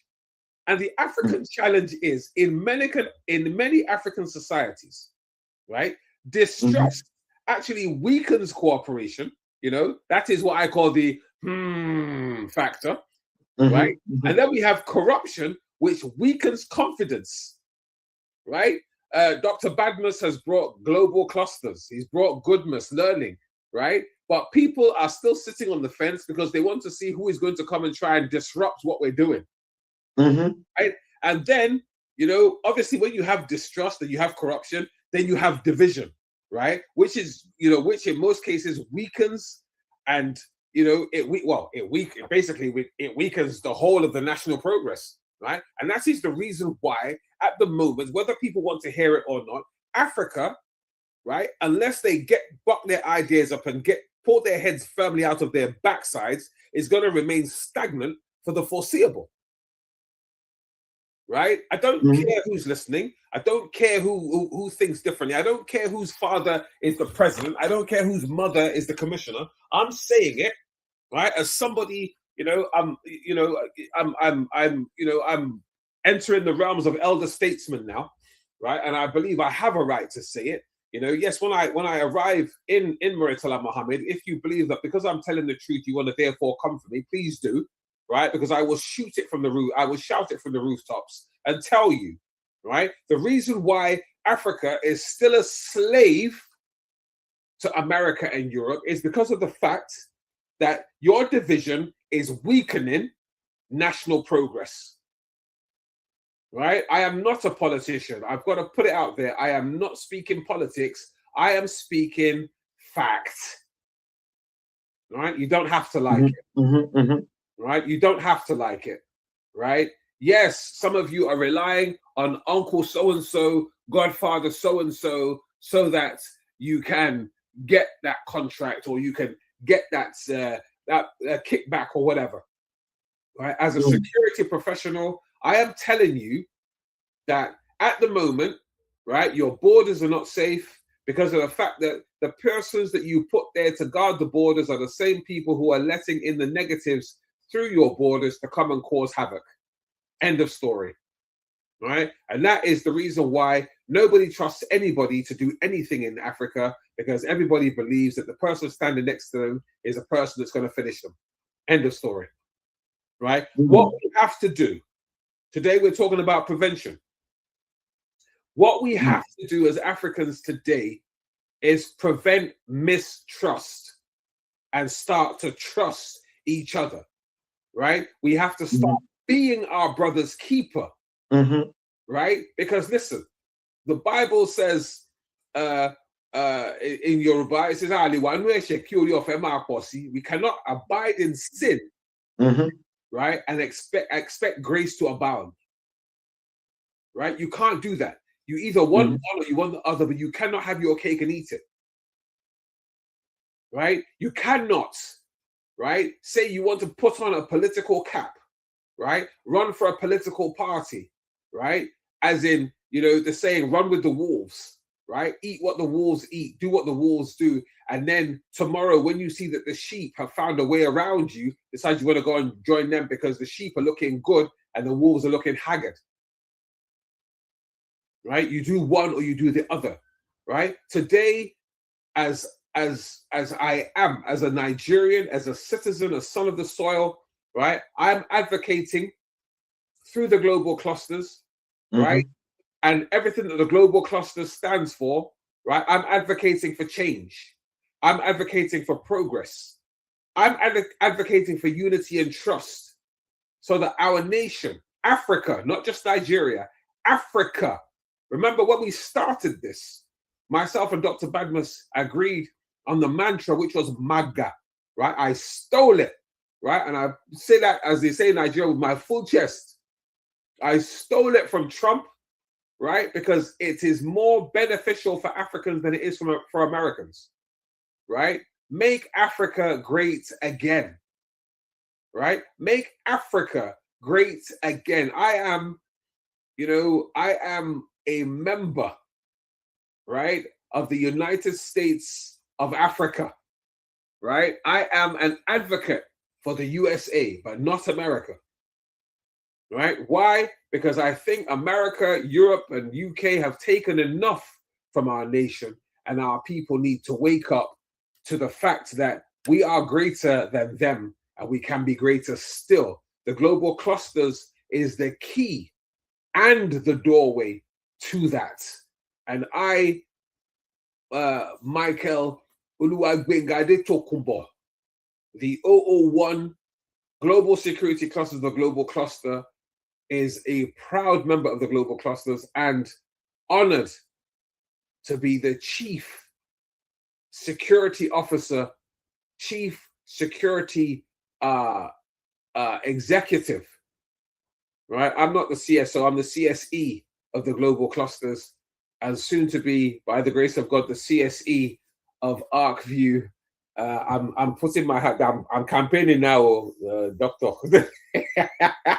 Emma worry. I'm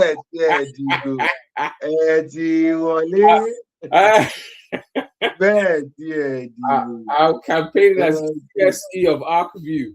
You understand? You know, and every other company that is associated with global clusters, we're coming. Right? We're coming, where security is concerned, we're coming to take over. Right? We will be running all of your security because you know what? This is my view, this is my dream, this is my opinion. Right? If you don't have that positive mindset within your organization, right? No matter how much money you have, no matter how much people think about you or your status, right? If you allow, you know what? Let me digress shortly. I stumbled on an audio story the other day, Your Excellency, and it was very, very interesting.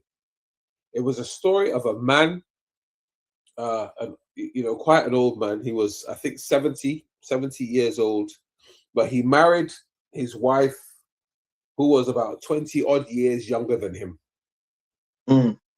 And they have a son. But he realized that his wife was messy. She changed, basically. And then he discovered the man was rich. He was a multi-billionaire, right? Multi-billionaire. He had businesses everywhere. He had entities everywhere. I'm going to send you the story later, Dr. Badmus. I want you to listen to it. It is absolutely fantastic, right? The way this man used his powerful mind to subdue and overcome this woman's plan, right?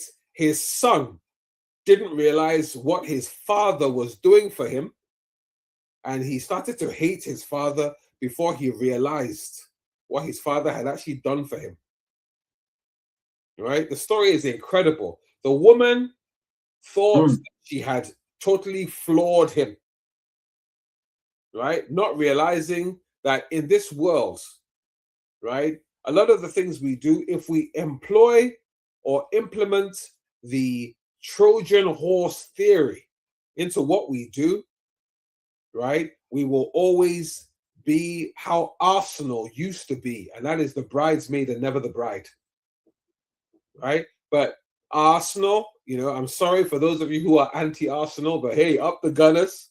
Up Gunners, I'm Gunners.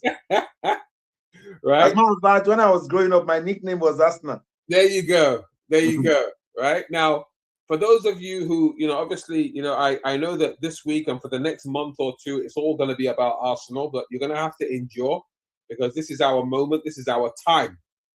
And I believe that this same view is what I'm going to associate with Africa, right? Because we have a new manager. His name is Ibrahim Traore, not Mikel Arteta, right? Who has and is building a new team around Africa.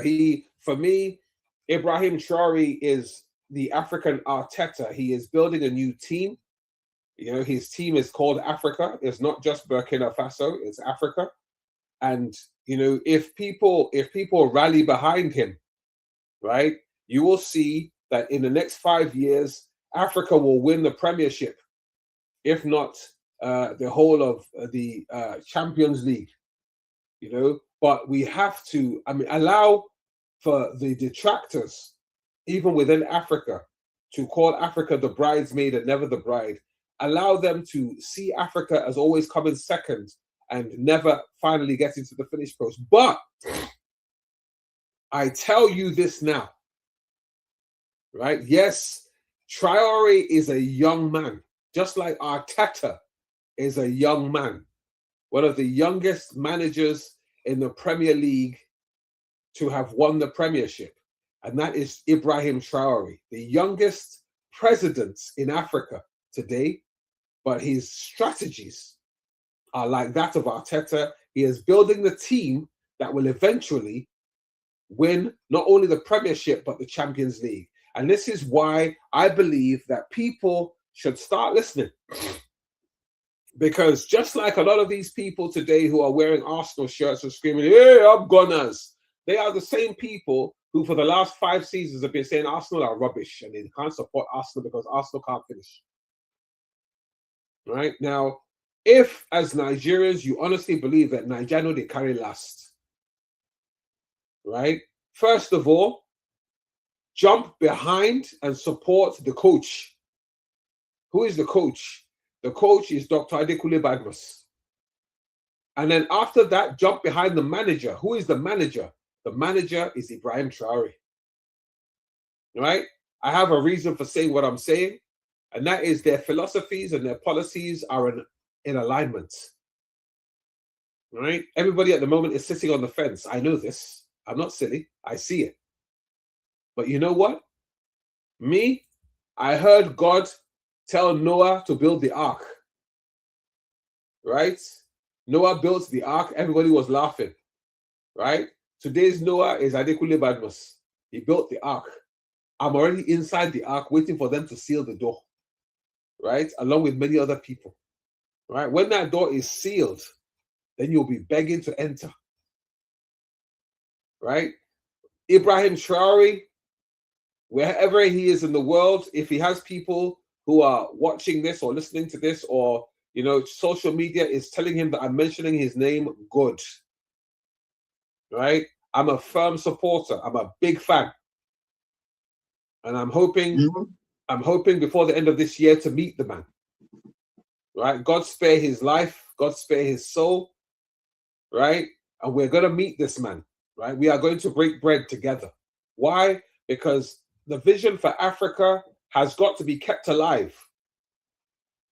Right? It has to be kept alive. Burkina Faso, Mali, Niger, global clusters, right, should all be mentioned in the same breath. Right? Today, we are talking about prevention. What are we preventing? We are preventing the destruction and the unaliving of Africa. Right? We have challenges. Those challenges have to be met. We have to improve. We have to progress. Right? Now, how do we improve? How do we progress? Right?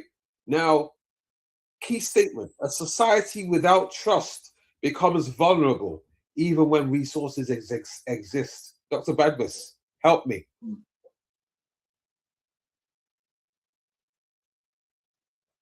Dr. Badmus. It's a no-brainer. If we really want, you say what? It's a no-brainer.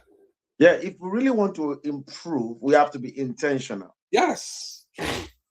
We cannot get any form of improvement without being intentional. Mm-hmm. So every one of us needs to all hands on deck. Mm-hmm. Let us start responding positively to every word we're saying here, because this is where the solution is. I don't know why people left the solution and start talking about the difficulties, about the problem, about everything. Let's focus on the solution. Let's focus on the solution. Exactly. You know, Dr. Badmus, every week, mm-hmm. and this Let's Talk Security thing. Yes, when I first started it, I doubted myself, and that's the truth. Wow. I got in there over you. Right? Now, let me defend myself. I doubted myself because I said to myself, I'm dealing with Nigerians. I'm dealing with Africans. Now, one thing Africans and Nigerians are very good at is we're good at being very defensive, right? Mm-hmm. We're good at debating. We're good at arguing points that don't even exist, right? And I look at it as it's a defense mechanism, right? It's a defense mechanism, to hide our frailties, right? Now, I think after the third week, I said to myself, you know what? I can do this. Right? I can do this because I've visited other people's mind surgeries, right? Mm-hmm. And I have been very passionate in my views as to some of the things that I was hearing on these mind surgeries. I was passionate from a security standpoint as to how people's attitudes were being exhibited towards certain things that were going on. And that gave me, honestly speaking, that gave me the lead that I needed in my pencil to do this Let's Talk Security and take it to where it is now and start coming up with and, start sharing my ideas and my creativity. And you know what, Dr. Badmus, I will forever be grateful for the opportunity to be in this position. As you can see from the global clusters, I have emerged. Mm-hmm. And now, what made me laugh was when Kabiesi, Oba Fagbadi, the Yoruba London, when he approached me and said he wanted to bestow on me the chieftaincy title of Balogun Fagbadi the First in the UK, I said, why? He said to me, why not? He said, after all, I was installed as the Fagbadi by Yoruba London because I'm promoting Yoruba culture, I'm promoting everything Yoruba, and I'm doing it free. I'm not getting any money for it. I'm doing it because I love being Yoruba. I love being a Nigerian. He said, so therefore, I want to install you as my Fagbadi the First, Balogun Fagbadi the First, because of your dedication to security, right? And I looked back, right? I took a backward step and I said, wow, this is where security has got me, right? This is where security has got me because Dr. Badmus, remember, I came to Nigeria to do movie, right? My manager said, this guy is so and so and so, right? And she said to me, introduce yourself now, and, I was basically just talking, I never knew about global clusters. I just said to you, I have the interest of coming to Nigeria to try and preach the gospel of security, and the rest is history. And, global clusters has bagged me a chieftaincy title that I never thought I would ever have. It is one of the top ranking chieftaincy titles in Yoruba land. I am basically a general within a royal framework. I am the chief executive officer of Yoruba land in the UK. So, I am grateful to Dr. Badmus for, his efforts and his unrelenting support towards the security clusters. And as I said, when I come to Nigeria, we're all going to sit down together. We're all going to dish out the first batch of global security cluster certificates and badges. You know, for those who don't know, we have a very fine ID card, warrant card badge with a leather pouch that is coming out to everybody who graduates from the. And make sure you that down. I'm a cousin genio. Genio. Yeah. Genio. For those of you who, we are not playing. We are not joking. We are not playing. We're not joking. You know, we're not just another organization that's coming there to try and, you know, bag contracts. Yes, we're coming to bag contracts. We're coming to earn those contracts. Right? We are coming to earn. Dr. Badmus will tell you, you know, and Dr. Badmus, please, I am not here to take favors. I don't want favors. I want to earn everything that Nigeria offers me. Right? Yeah. Every contract, every naira, every kobo, every dollar that goes into the global security clusters accounts, not Gbenga Oshin's account, the global security clusters accounts. Ben. Right? I am pledging to Nigerians today, I am going to earn it. Right? Ben. My staff, right? My staff, that is the global security company, the Clear Cross Global Security Company, right, in Nigeria, right, will be a rival to any security company that believes that they are the best in Nigeria. Right? We are, and we will be, the #1 security company in Nigeria within a year. Because what we offer, no company in Nigeria offers it yet.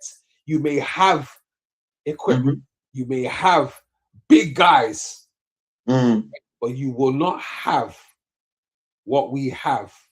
Ben. That is the knowledge, right? The operational savvy, right? You know, we have within we have the certificates. We have the certificates, right? I can honestly say, know-how. That's right. I can honestly say to you that in Nigeria today, if you go up to the people that you believe are fantastic security officers, ask them, I can ask them certain questions that they will have no answers to. Right? And it's got nothing to do with weapons. It has got nothing to do with your, you know, how big you are or how ugly you look or how many bulletproof vests you can put on at one time. It's just simple security questions that they will not have answers to. Right? Where we are going as the global security clusters, I am still putting together all the fine print for the course, you know, and the examinations, right? So that I can get accreditation from Nigeria, right? I've also had a guy call me. Oh, sorry, Dr. Badmus. I had a guy call me last week. I think he's a member of the clusters.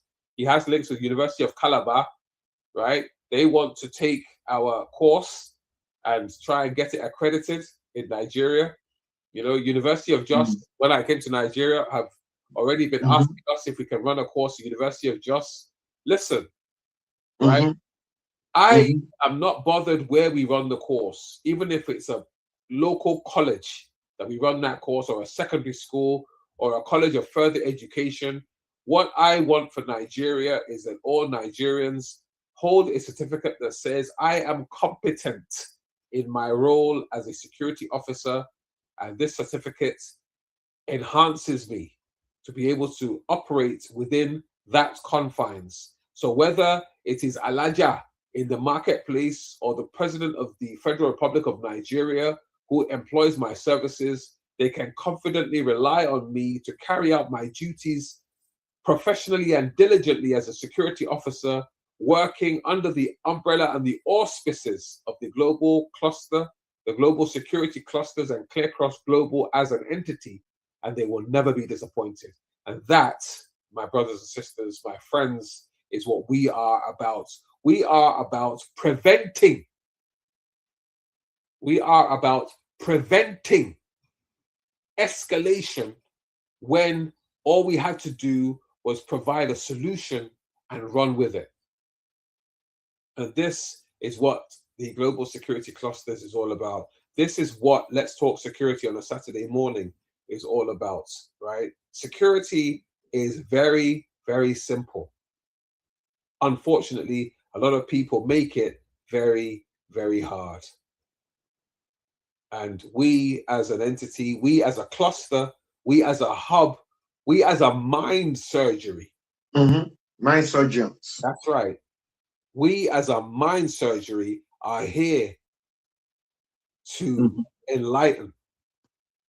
Right? Now, where I knew, and coming back to what I was saying earlier on, Dr. Badmus, where I knew that this was working was when directors of the NSCDC, police chiefs, military chiefs are all showing interest in what we're doing here and inviting us to come and give talks in Nigeria. That's when you know that you have actually penetrated people's bulletproof vests. Right? And that is why I'm excited. You know, my cousin Otuba Adeshem Oshin said to me the day he heard that I had been conferred with a chieftaincy title, he said, I can smell a bit more of a Nigerian on you now.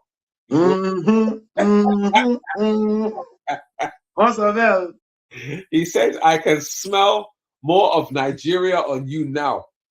You know, yes, we already knew that you are a prince in Jebu, but you never ever used the word prince. You never identify yourself as a prince, but now you have to identify yourself as a chief. As a chief. Right? And, you know, to God be the glory. Hopefully within the next week or two, I will be able to display my Nigerian passports, because that is, you know, quarter to done. So I will exhibit my Nigerian passport. And that Nigerian passport, my brothers and sisters, is what is going to be bringing me back to Nigeria, where myself and Dr. Badmus will then start doing our tour of Nigeria, spreading the gospel of global security and the global clusters, you know, which we now call the global security clusters.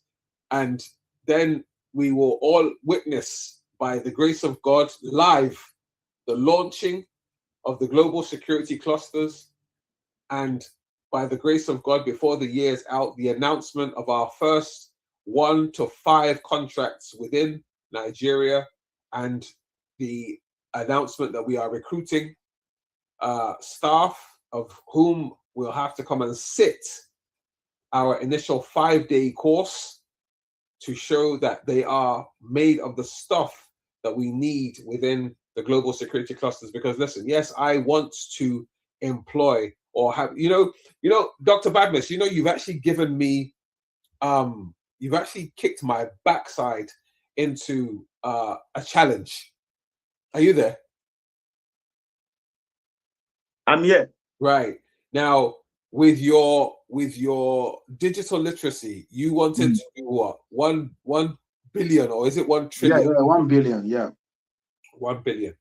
Now, mine is, I want to have trained and recruited within my first year of launch up to 1,000 staff. Right?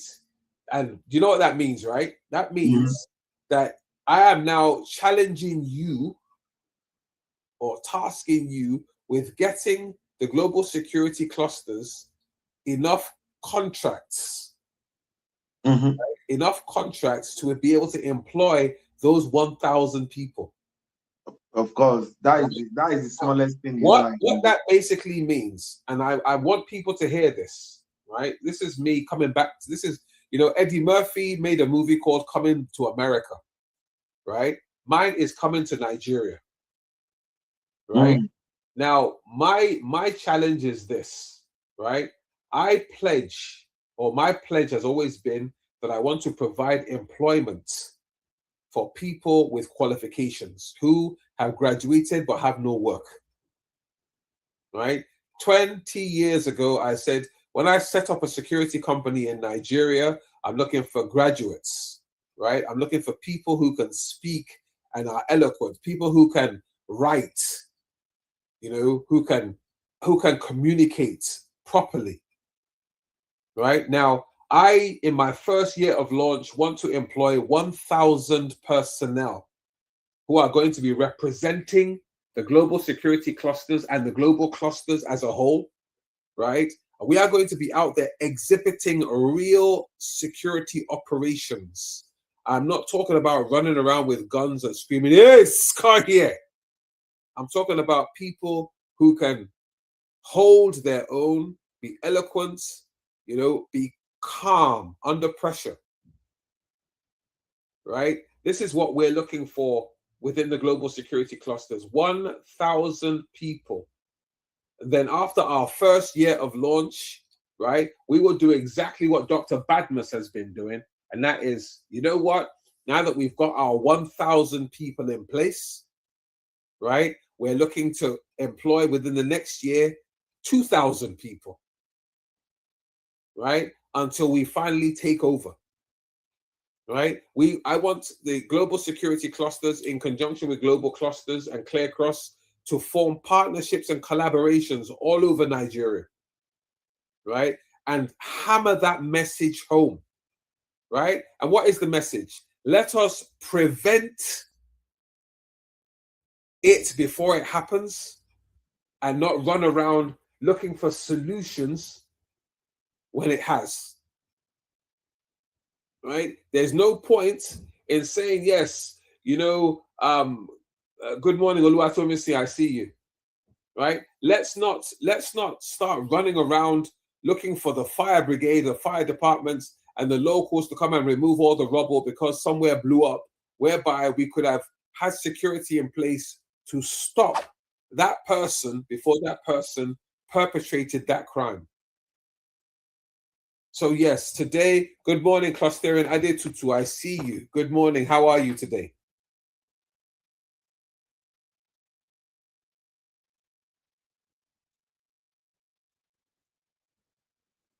No? Clusterian Adetutu, how are you? Unmute yourself. Unmute. You're on mute. We can't hear you. Good morning, sir. Good morning. How are you? Hello. Good morning. How are you?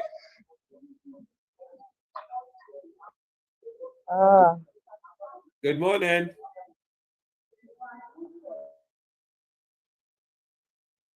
I think there's something wrong with her audio.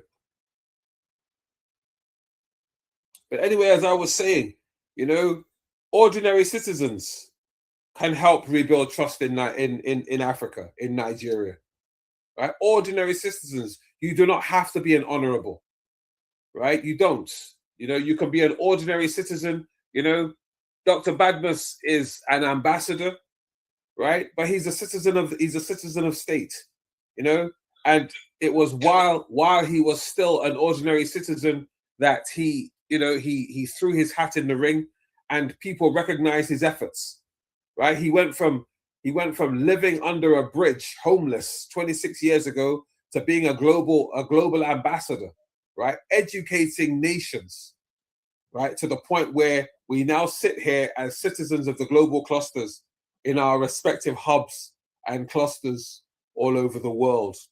So as an ordinary citizen, I, Gbenga, Michael Oshin, right? I'm throwing my hat in the ring, you know, as an ambassador for security, right? That is my goal now. You know, I am now interested in wearing many hats now, you know, because I have great mentors like Dr. Badmus who give us that kind of encouragement. Persons like Ambassador Adetutu, who has just come in now but is having audio problems wherever she. Good morning, sir. Good morning. Good morning, sir. How are you? I'm good, sir. Good morning, sir. Good. You know, Cluster and Adetutu, it's good to see you again. It's good to hear from you. But I need you to answer a question for me. You've actually come in at a really good time. I need you to answer a question for me, right? How can ordinary citizens help rebuild trust in Africa?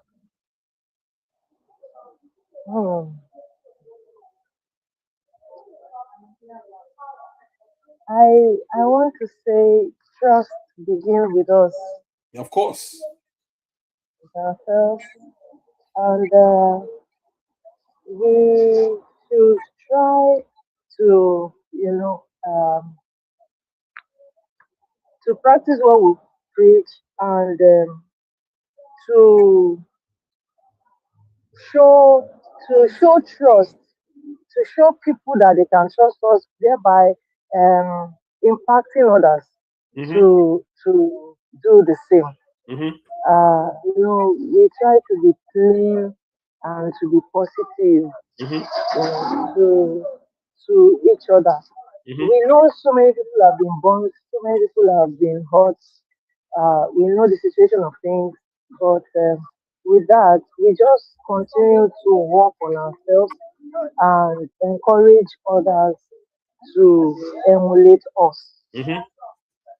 I think thereby, when we continue to spread that awareness, it Mm-hmm. gets to people that it's supposed to get to, Mm-hmm. and everyone will start, bracing up and trying to start all over again. I mean, trying to trust, to believe in others. Mm-hmm. So, I hear that. so I hear that. Now, I think I'm going to go a little bit further on that one. I'm going to say that one of the strongest forms of prevention is opportunity. Right now, there are a lot of opportunities in Africa. There are a lot of opportunities in Nigeria, but unfortunately, a lot of people do not see these opportunities, and when they do, they don't take them. And these are areas that we seriously need to work on as people. We seriously need to work on those as people. When we see opportunities, when we create opportunities, we build opportunities, we build trust, we build our nation, right? We make our nation better. We make our nation grow. We enable our nation to grow. This is one of the things that is seriously, and this is why, as I say to a lot of people, the global clusters is absolutely phenomenal, right? It is absolutely phenomenal. Now, for those of you on TikTok, my beautiful sister has just joined us. That is Oluwatomisin. She was with us last week. She is in my eyes, she is a global ambassador, right, for the fight to the recognition and the awareness of sickle cell amongst sickle cell sufferers.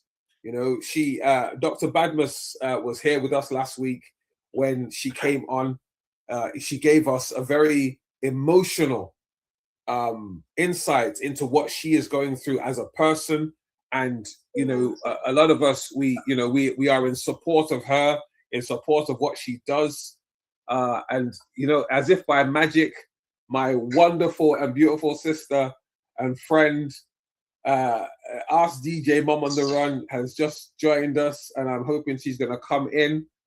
Her timing, her timing has always been impeccable anyway. She's that kind of person. But yeah, we had Oluwatomisin join us last week, and to God be the glory.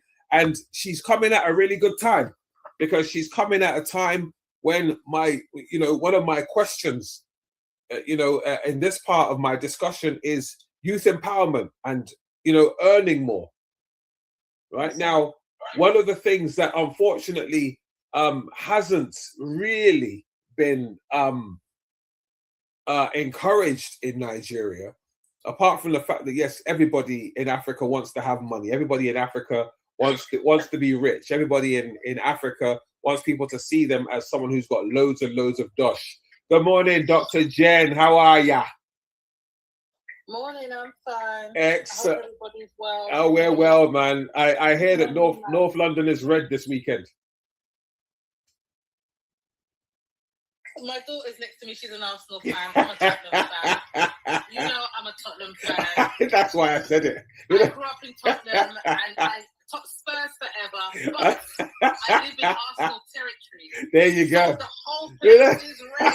There's a red army on the move. And they're playing tonight. That's so right. Up to them. They've done well. That's right. They've done well. That's right. And the parade coming outside my home. There so you. Thinking of there having you. a bowl of jollof rice for her, some puff for him, just in case like auntie is proud of you. There you go. There you go. And you know what I was saying this morning. I was saying that Africa is going through what I call the Arsenal syndrome at the moment. And the reason why I say that is that we have a new manager in the name of Ibrahim Traore, who's slowly building what I call the new Arsenal team. Good morning, Yemi Destiny. How are you? Right, it's slowly building what I call the Arsenal effect. If given the chance, Africa can arise like a phoenix out of the flames. But you've got to give the man a chance. Now, as I said, Africa, people bash Africa every day, right? Africans bash Africa, right? Arsenal supporters were bashing Arsenal for the last 5 years, or 22 years, should I say? Africans have been bashing Africa for so many years. We have the Japas and we have the Japadas, right? Of Africa. When they see that something good is happening in anywhere in Africa, they japa to Africa to go and enjoy it, and then they japa that to England because they believe that England is a better place for them to be, and as such, they would rather live in England and enjoy whatever is going on in England. But today, one of the strongest forms of prevention is opportunity, because hopelessness creates vulnerability. Is part of what I've been preaching all day. When there are opportunities. Oluwatomise came on last week, and she was met by myself. She was met by Dr. Jen. She was met by His Excellency. She was met by Master Genie, and she was met by others who gave her the encouragement, right, to proclaim her gospel of fight for sickle sellers who were almost giving up, right? And this is part of what we promote here. Now, check this out, right? Now, in America, right, people invest in innovation, entrepreneurship, and technology, right? Those of us who follow these things know that, if somebody brings something from America today, everybody in Africa wants it because it came from America, right? America invested in these things, they perfected it, and then they shipped it out to those of you in Africa because they know that Africa likes these things, right? Right? In America today, entrepreneurship is on the high, right? It's on the rise, right? Everybody starts a business, they run around, they source, they recruit, and they build, right? In Africa today, right, people are doing mushroom businesses, and because of the way people manage their business, the business is more often than not expected to last more than 3 to 5 years because people mismanage their business, right? Why? Because they don't have the wherewithal or the knowledge to take it to that next level, which is something that we are seriously trying to promote here in the global clusters. We have those people on hand to help, and those people on hand to advise. Now, in Europe has vocational systems, they have education, and they have structured welfare, right? These are all things that if you look into them, right, most of the people that are championing these and who are running these machines are normally Blacks and Asians, Africans mostly, right, who are at the forefront of these things, and they will succeed at it, and they will throw a party, take our Sherby, and start saying, yay, I made my first million, right? But they're not taking it back to Africa to show the Africans how it was done and promote it, right? Amongst us here, we have myself, with a military background.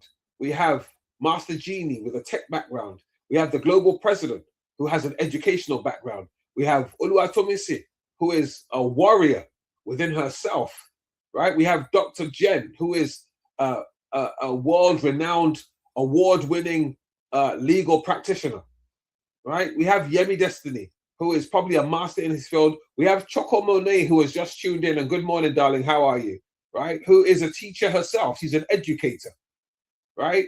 You know, all these people, right? We have at our fingertips, but as Black people, we tend to look at them and turn our noses up at them because they have the wrong skin color, right? Now, I'm sorry, but the ignorance has got to stop, because if the ignorance doesn't stop, Africa, the Caribbean, and any other Black nation will remain stagnant for a very, very long time. Why? Because the people that you are actually looking up to are the people that can see you're looking up to them, and they know how to throw a spanner in your works to the point where whatever you're doing is going to remain in one spot. Now I ask you, is that what we want? Is that really what we want? No, sir. You know, why can we not be on our African networks be screaming, oh yeah, we've got a cure for sickle cell, right? We've got a cure for cancer. We've got a cure for this. And if you want it, right, you fly out to Africa to come and get your treatment. Why are we flying to Turkey? Why are we flying to America? Why are we flying to the UK? We had a president who throughout his tenure spent most of his working life in a London hospital getting treatment. We have ministers that fly from Nigeria to London for treatment. When we're churning out doctors every year in universities, right? We're churning out professors every year in Nigeria, learned men and women, right? But nobody hears of them because they don't have UK attached or US attached to their name.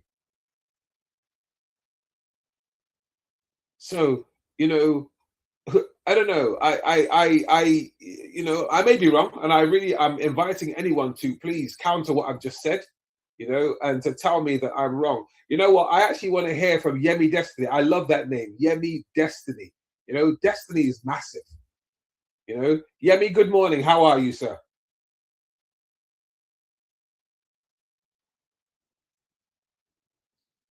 Yemi Destiny, are you there? Please unmute yourself, sir. You're muted. No, he's probably busy. Some people are actually busy on Saturday. He's probably at work and he's probably just listening in because that's what he's able to do. But before I go on to Choco, say again. I would also love to say something. I was about to say before I call Choco Monet, I actually want to call on Oluwatomisi. It's good to see you back. You know, it's absolutely good. You sound better this week than you did last week, you know, and I really want to hear how your week has been. How has your week been? It's been fine, eventful. Mm-hmm. You know, I told you last week that I'm determined to, you know, not let anything weigh me down. Mm-hmm. So what I did throughout this week was just refresh myself, let go of bad energy.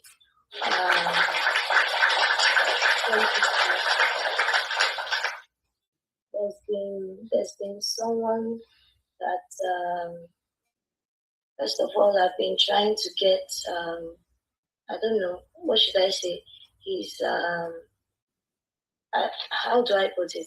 Acknowledgement, but I don't know, there's just something that has been messing with my mental health, but I believe now I'm able to get over it and just move on with my life. Mm-hmm. Mm-hmm. And it's a very big step for me because it's one of the things that held me down for a very long time. Mm-hmm. Trying to get love, acknowledgement from the wrong place. Mm-hmm. And so this is a very, very big step for me. Mm-hmm. And being able to overcome it is also a very big step for me, sir. You know, I'm gonna jump on that briefly. At the expense of sounding like your church pastor or someone from a church. Listen, you heard what we said last week, and the only advice I'm going to give to you is this: listen, let go and let God. All right, let go and let God. You see, listen, if you're going to spend all your energy, right, looking for people to quantify you, I'm glad that Ask DJ Mum on the Run, Dr. Jen is here, and she will tell you, right? And I think she's in a better position to tell you this than I am, because she's a female advocate, and she's an advocate for a lot of women's issues, right? She will tell you, nobody can love you until you start to love yourself, right? Yes. Nobody can love you until you start to love yourself, right? Secure your mind, right? And secure your mindset, right? When you pick yourself up, dust yourself down, right? And start doing the things that you can, like I said to you last week, you have a reason to live, right? It's called a little boy. Yes, sir. Right? You have a reason to live. When you pick yourself up and dust yourself down, right? And you become the warrior that we all know that you are, right? And that you and that boy start kicking doors down, and you get your campaigns up and running, and people are supporting you left, right, and center. You start putting a bit more meat on those bones, and you start looking healthy again. You're taking your medication, you're eating right, you're drinking right, you're sleeping right. Listen, the person or persons that you are seeking to notice you will notice you, and then you have the choice, right? You have the choice whether you actually want them around or not. Dr. Jen, please jump in on this one for me. Please, this is your area. Hi, yeah. It can be challenging. You might feel that you need the let me say the attention, the love from others to make you feel whole, to make you feel that you are valued. I was just about to say that is a good thing. You've realized that now. So it's about you loving you valuing yourself first. And once you've done that, believe me, you will then attract the right kind of people around you. You don't want everybody around you. Yes. The one thing is, it's very easy to say, oh, I want to be open and friendly to all. Not everybody has good intention. Not everybody wants to see you grow. Some people want to come to you when you're low simply to take what they can from you while you're low. They won't even let you elevate. They won't even let you rise. And it's very, very sad, but that's human nature. It's when you realize that you're a child of the Most High and you are loved no matter what. Therefore, you must always love yourself the way that God wants you to. Then good will come to you. That is just the law of, nature and how things are. As I said, you can look for love in the wrong places and end up with the wrong type of people. And we thank God that, as you say, no more of that. You've realized that you are whole, you are enough. And that is what is important.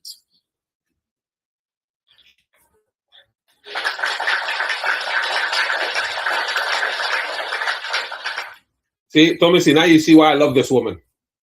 You see? Right? I'm surrounded by love.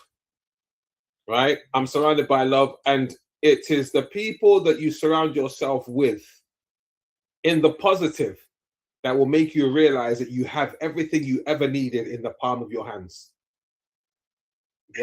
Okay? Yes, sir. Dr. Badmus, are you there? Thank you. No problem. You can even learn to love people from afar. When you definitely. They're not good for you. They're not helping you, but you don't. I'm here. You just keep your distance. Enjoy me on TikTok. Enjoy me on TikTok. From a distance. No, on TikTok, no. From a distance, you pray for them from a distance. If they're not good for you, not right to be in your circle, everybody, each to their own. God help you. God bless you. But you have your boundaries. Know what's right. The reason why I don't know this, I allow this to affect me for a long time, is and why it's a big deal for me. I'm not someone that's even care about what if people love me or not. But this is just the person who gave birth to me, and that's why it's a big deal for me. But as I said, I already moved past it, and it's a big deal for me to be able to move past it.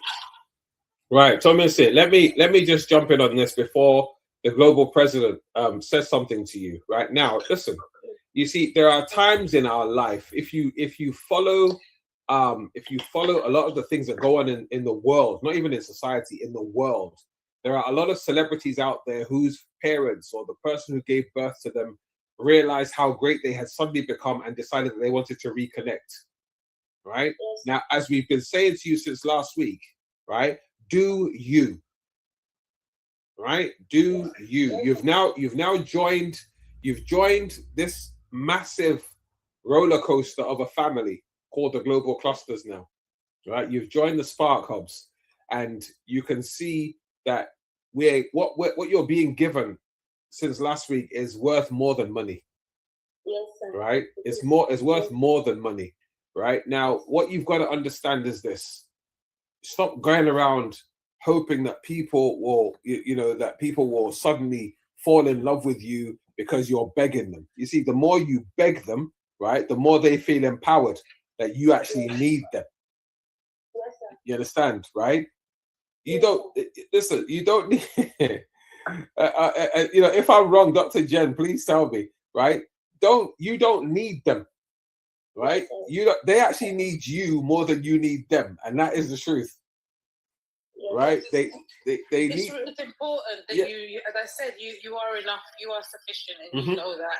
The Bible shows us in so many different places in relation to that same kind of teaching as well.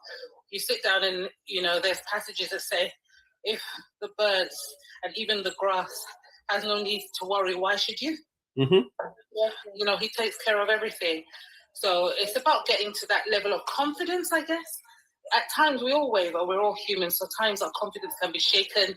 We may look outside and look towards people for validation or for support for certain things. And we're human, so sometimes there are those emotions that need to be, comforted. If you're crying alone for so long, you just want to think, okay, if I had somebody to help, etc. But we have to look a bit deeper in ourselves. And we actually know that the strength is there. It's been planted there by He who made us. So continue to grow in strength. Thank you, Ma. I've also decided to use the opportunity to continue planning for June 19, as I told you last week, sir. Okay. World Sickle Cell Day is coming, and I intend to host the event either those people partner with me or not. I know that one way or the other, the event will happen.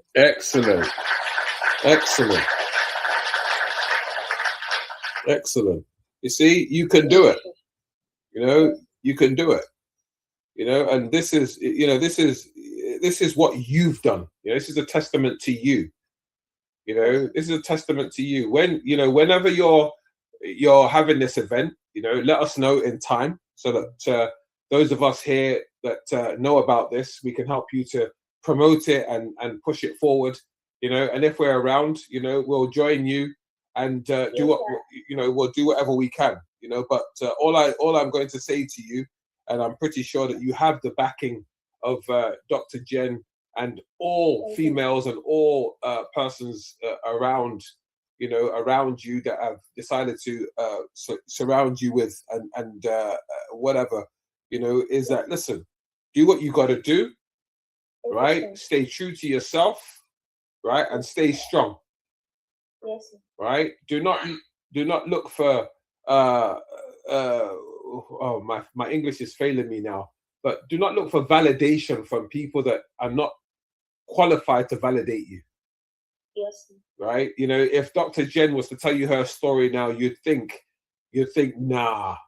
Dr. Jen has come a long way, a very, very long way. She's faced her own demons.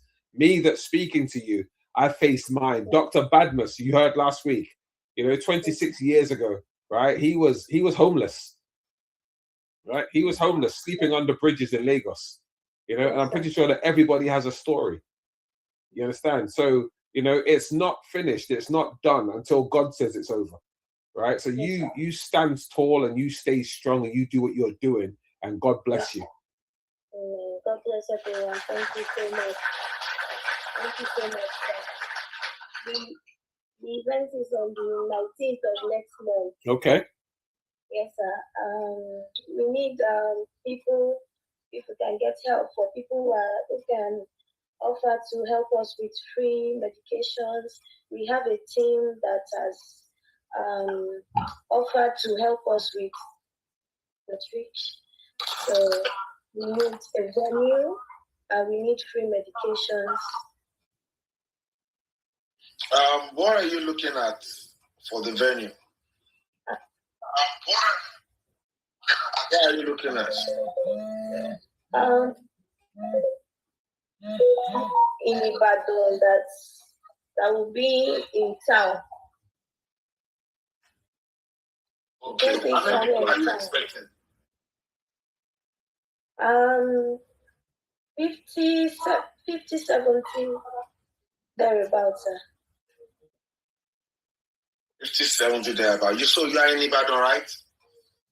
Yes, sir. Actually, the company I told you about that has, they are the one that made the sickle cell tracker app. Assuming they still get back to us to partner with us, we intend to invite up to 200 sickle cell warriors because we want to help them to learn how to use the sickle cell tracker app to help them to track their health. And we intend to also help them to see doctors and get a lot of their routine medications. And also we intend to invite more of because here in Ibadan, last year, what I could get from my research was that a lot of people don't know much about sickle cell, especially the younger sickle cell warriors. Their parents are entirely clueless, and they already gave up on those little children. And it's so painful because these children are so little, they don't know how to explain how the pain is. They don't know how to explain the way the pain is happening to them. And the parents and people around them, especially here in Ibadan, they tend to see them as people that are, faking the pain. As I'm talking to you now, I have a little bit of pain, but if it were to go, God forbid, if it were to just go escalate, I'll be crying right now. And if not that you understand what sickle cell is, you won't believe, because we are just talking right now. We are talking normally, and everything can just change within the blink of an eye. So these people don't understand exactly what is happening to these kids, and they just see them as people that are looking for attention, or they are lying, and it's very painful. And then these parents are not even ready. They don't have, first of all, they don't have the money to help them with their medications and hospital visits. And even those that have the money, they are not ready to waste their money on such. So they need a lot of education about it. So we intend to have a presentation. Last year, I called the elderly warriors, the one that are older than me in age, so that they could come and explain to them that you can live long with sickle cell as long as you take care of yourself, do this and that. And these parents they asked so many questions. They were so happy to see elderly warriors, and I intend to repeat that aspect again. Okay. Yes.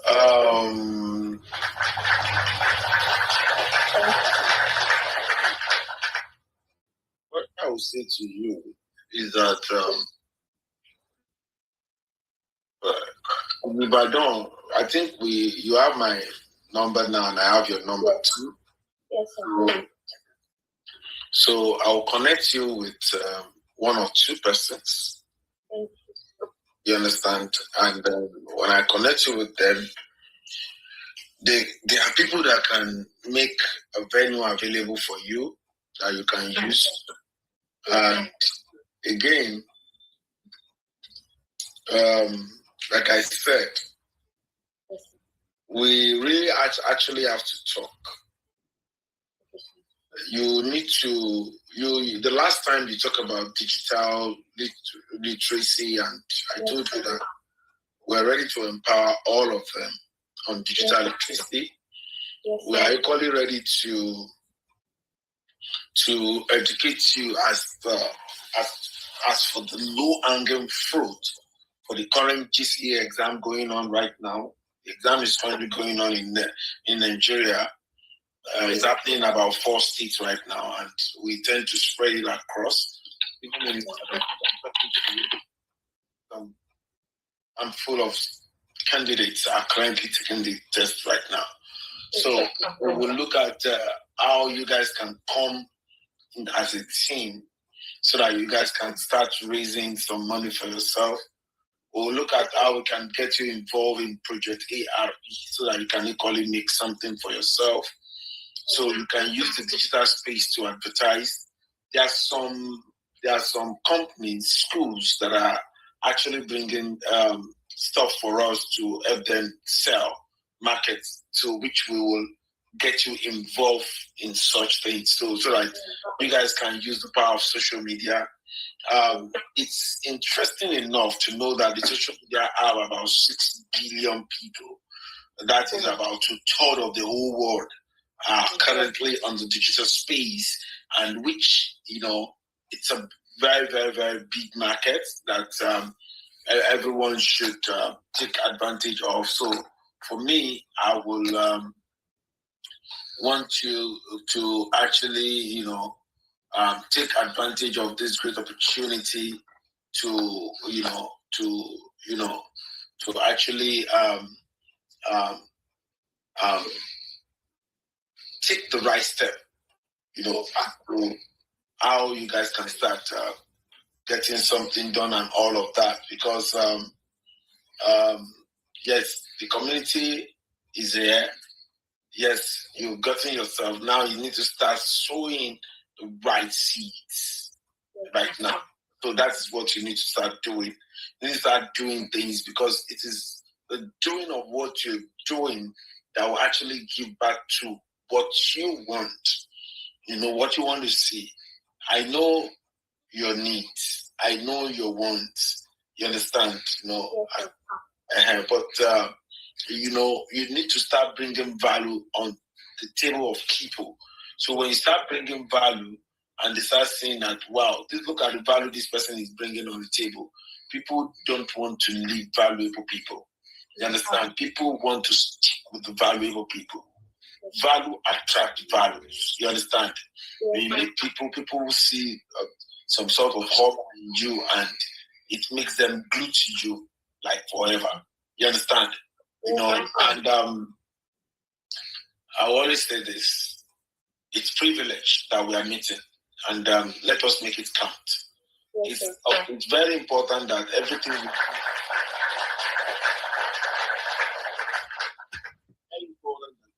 we do, we should do it with integrity. We should do it with sincerity. We should do it with truthfulness. When we introduce you to our Connect, there are top people. I'll be introducing you to someone that is very close to the Olubado. People that they're close to the governor. And these are the kind of people I'm going to introduce you to, and said, she's my daughter. Now, when I say you are my daughter, and they will all want to do all their best, because Ambassador said so. And because of that, don't do what my daughter will not do. Yes, I understand it. Cornel, can you? You know what? That last statement, that Dr. Badmus made there is the one statement that will encapsulate everything. Do not do what his daughter wouldn't do. Right? Now, I'm not saying, now this is me speaking like an Englishman here, right? I'm not saying that you would. But what I'm saying to you is this: do not allow people to make you make decisions that otherwise you shouldn't make. Not that you wouldn't make, but you shouldn't make. Yes, sir. You understand? Yes, sir. Now, it's very, very easy to do. Trust me, right? Because one of the revolution we have in our community is accurate connection revolution. Mm-hmm. And when it comes to this accurate connection, we got it. We have it. We have it. And everyone that has joined us are willing. They are just sparing out of their time to actually impact you. You have top professionals here. The Barrister Obaseki, the Oshin, is it myself?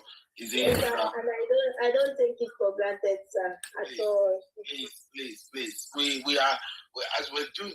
Some of us there. We're doing some stuff, and we're still attending. We're contributing our own quarter because we believe this is a nation building platform. That's right. We believe in supporting the global security cluster of the global clusters, and you're going to grow. Don't worry. Just like we'll give you an enabling environment, we'll give you things that you can advertise online and you can get leads and you can make money. You can make good money. You will be so surprised as to by the time you start giving people value, you start telling people, oh, what do you need? You need this thing now. We have a community, we can get it for you. Okay. By the time you start doing all of those things, you need a barrister in the UK. Don't worry. So, okay, you connect the person to Barrister Obaseki, and Barrister Obaseki handles the deal, and Barrister Obaseki say, oh, send me your account number, and he sends you something. Yeah, I get on and say that is how to do it. That is how to offer value. When someone connects with you and say, I'm having one issue in the United Kingdom, and I'm looking for that. Okay, don't worry. We have it in our community. Don't worry. You get to her. She handles the service, and at the end of the day, oh, there's one tech issue somewhere. You get to Master Genie. Master Genie handles the issue. He gets this thing. He will always say, oh, Oluwatomi, send your account details, and they will always give you some kickbacks. You understand what I'm trying to say? Because that is how it works. You understand? And that is the real deal. Are you getting it? So, having said that, it's I want you to always try and join other nice surgeries, other teachings. Yes, I don't know how my way on the website. I've gone there Follow the steps. There are steps. You were added into the this thing group, right? The WhatsApp group. Yes. So follow the step by step. There's a step by step. Learn it. You understand? There's a step by step, and connect with Master Genie.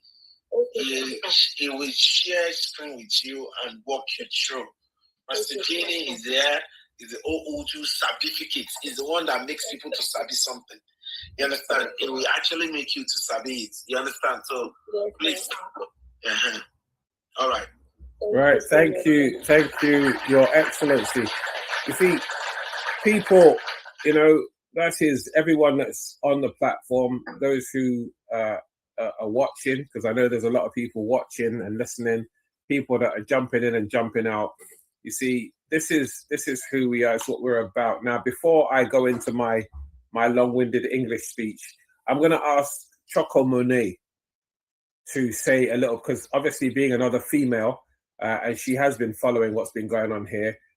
Choco Monet, please give us a little, a couple of nuggets of advice for this young lady who is a sickle cell warrior, and we're trying to build her up. And, by the grace of God, I should be in Nigeria when she hosts her event. And I'm hoping His Excellency will also be in Nigeria when she hosts her event, and we want to put this woman on a stage whereby she feels confident enough to come back in a year or two, right, and say, you know what, in so and so and so year. Because remember last week we emphasized the number 26, right? And it was so ironic that this young lady is 26 years of age, and our global president spent 26 years ago, he was homeless. Now, I want this lady to come back and say, at the age of 26. Say again? I'm 32, sir. Oh, you're 32. But 26 came into the equation. Yeah, you said this is year 2000. Yes, right. This is year 2026, right? And, you know, for our global president spent 26 years homeless. I'm hoping that one of my other brothers has just joined, his Ebby, and I'm hoping that he's going to come through, because he's another person who could actually give some serious advice, because he's someone who, in my journey, has always given some serious advice to the point where I am today. There he is. Brother, this young lady here, I don't know if you've been following her story. She's a sickle cell warrior, right? And she's joined this network, and she's hoping to host an event next month, you know, for all sickle sellers out there. And I just want you to give her. Is that next month or July? July. Sorry, yeah, July. June 19th. No, sir, it's June 19th. Okay. 19th of June. Are you there? Yes, I'm here. I'm listening. Right. What you're talking about. Yeah, she's a sickle cell warrior. She came on last week, and her story moved all of us. You know, I've been on her page. I've followed her story, and in my eyes and in the eyes of most of the people here, she is an absolute champion. You know, she's now about to launch a campaign of sickle cell awareness, you know, and try and bring people into the know of what these people have to go through on a daily basis. You know, we've got Dr. Jennifer Obaseki there, who has, as a female, given some female advice, etc. and so forth. I was about to bring in Choco Monet, but because I know that you are probably in the office now, I can hear your phone there. You know, in the few minutes that you've got to spare, please give this young lady some words of encouragement and some words of advice as to the fight ahead, you know, and, you know, what she needs to do and what she needs not to do when it comes to just trusting anybody. Oh, thank you for the honor. Michael. Hi there. You know, when you're in a position where you're being made offers, you have to remember two things. You have to, one, hope that they see your own vision. Hope that they see your own vision. And number two, you also check that they are also authentic. And apart from the one event, is there going to be a relationship beyond that one event? If not, what is going to be what you expect to achieve in that one event? How is the support going to be, let me say, best used and best resourced? The other thing is not to be desperate as well. Don't sacrifice your own standards or anything just because you're getting the offer for help. Okay? So listen to all you've said. It's just that I'm a little bit busy now, but my intention is to put you in touch with one lady here called Rachel. She's actually my cousin. She's also a sickle cell warrior who intends to promote and make people aware. So I'm going to let her know about you. Please DM me with your number. She has a foundation in Nigeria for sickle cell warriors and overcomers as well. So I sent her a message while we're on the line. So I'm really, really looking forward to seeing how we can best support you during this event. Well done. Yes, thank you, ma. You have to follow me so that I can message you. Thank you, ma. And sad, you know, she just answered a very big question, but I will explain after Mr. Higby. Okay. I'll explain. All right. Good afternoon, sir. Hey, Zebby, over to you. Yes, hello, I'm still here, just talking to the police. Sorry about that. That's okay. Hello, Olua Tony Singh. Good afternoon, sir. Good afternoon, how are you? Fine, sir. Thank you, sir. I'm not going to say too much to you. Like, I'm in the office just trying to do something, but I'm just going to encourage you. Anything you want to do, just make sure you're dedicated to it. Sure. Ignore what people call side talks and side attractions. Are you doing this event in UK or Nigeria? Nigeria. Nigeria, sir. Okay, that's even much better. In Nigeria, there's a lot of distraction right now. Yes, sir. The political, the religion, the ethnic. I think she's actually doing it in your backyard, Hizebi, in Ibadan. Wow. Yes, sir. Okay. I will speak to you. If you send me all the information, I can get some people to attend as well. So, thank you, sir. All these things I've just said, please put them aside and focus on the mission, vision, and your value. Yes, sir. When you're doing stuff like this, you need to sit down. What do I want to achieve? Yes, sir. What is my mission for doing it? And what is the value that's going to come from this? In our country, Nigeria, in one event does not go anywhere. You need to think about it. You need to think of the future, the follow-up of what you're starting. Just one event doesn't go anywhere in our country. Yes, sir. So immediately you start, just know you're going into a big commitment. Yeah. I can understand how tough the country is right now, but put the issue of financial aspect on the side. Don't look at money spent. Because on an event like this, you're not going to get money, you're going to be spending money. Yes. So put that aside and focus on what is going to come in the future. Focus on life that you're going to save. Focus on the people you're going to educate. And focus on the people that are going to benefit from this super powerful event you want to do. Because in the long run, you're going to save life. That's the end mission of my rounding up. You're going to save life. So just focus on that and don't listen. Don't let any side attraction or detraction take you away from here. One thing our country does that is very bad, anything we're doing, as long as it grows, they want to politicize it. Mm-hmm. They want to put ethnic in it. Mm-hmm. They want to put religion in it. Mm-hmm.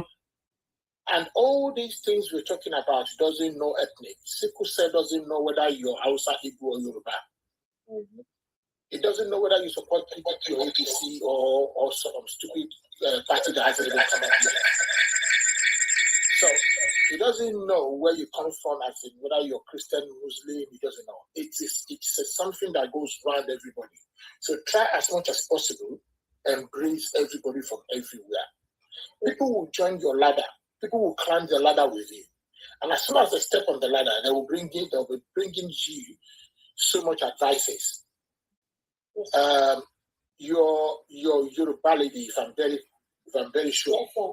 Yes, sir. And then there's an adage in Yoruba that says, Yara lati bo, shibon lora lati fesi. That means listen to everything. Yeah? But be extraordinarily careful to respond to things. All you need to put your mind on is the vision where you're going to. And I believe Almighty God will help you beyond your imagination. Amen. Thank you so much. I'll be speaking to Michael to send me details about it. I have people in Ibadan.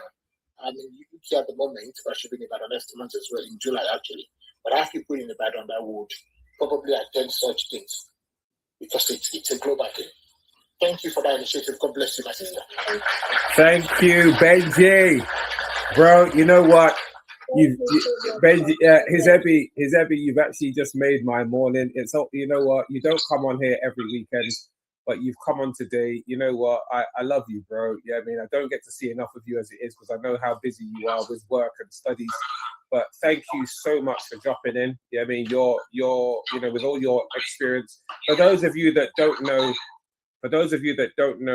Hizebi, like myself, he's like my little brother, but he's also a man who has been through a lot with myself. He's a policeman. He's an enforcer. He's within the law enforcement sector himself, and someone of great repute. You know, he's someone to look up to because as a Nigerian, he's always has been fighting the Nigerian cause as well. He's also someone that encouraged me on my security journey. A lot of people don't know this. There's a lot of people in my background who have been pulling me up, not pushing me up, but pulling me up to get to where I am today. And I am eternally grateful to people like him, people like us, DJ Mum on the Run, people like His Excellency Dr. Badmus, people like Choco Monet, you know, who have always been there for me, you know, in my highs and in my lows. And His Ebby, you know what, bro, I can't even put it into words, but God bless you, and I love you to bits. Thank you. Have a nice day. I need to attend to the police. Yeah, take care, bro. Have a nice day. Okay, thanks. Right, so moving on, guys. I'm gonna call in Choco Monet for a few minutes as a female, because I want her to talk a little bit on this as well. You know, and to give a little bit of advice to Oluwatomisi before I round up on today's segment. So Choco Monet, if you're available, please talk to this young lady, give us some advice from your end.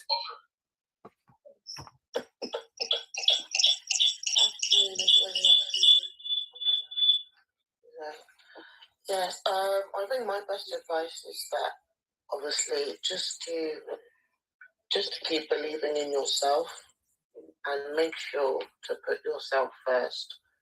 Obviously, you've been through a lot.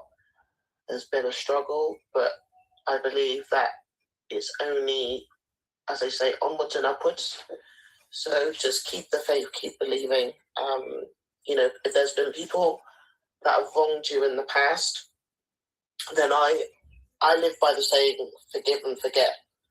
So you can forgive them, and now it's time to forget them and leave them behind, and just focus on the people that want to uplift you, that are going to carry you forward into positive space, positive energy. Like you said, you've released some negative energy, and that's good. You need to just keep positive energy, positive people around you at all times. And I'm a big believer in words of affirmation. So when I wake up in the morning, I always kind of reaffirm myself, give myself a little positive pep talk. And it can just be simple, like, you know, I try and do like 3 words to say, like, you are strong, you are beautiful, you are capable. That's normally what I say in the morning to myself. Or it can be different chants, like, you know, make it personalized to you. And, you know, I'm over here, obviously in the UK. Very sorry that obviously I can't be there physically to support you in Nigeria, but I would do whatever I can over here to promote awareness to your cause. I happen to know a few people over here that suffer with sickle cell, and I have supported. I've even in the past, I've given blood as well. That is a big thing that I think a lot of people in our culture don't do. And there's a big cry for more Black African, Black Caribbean people to do this. So I would promote that as well. So anything I can do over here to kind of support the cause, or just raise awareness to obviously sickle cell more, I would be happy to support you.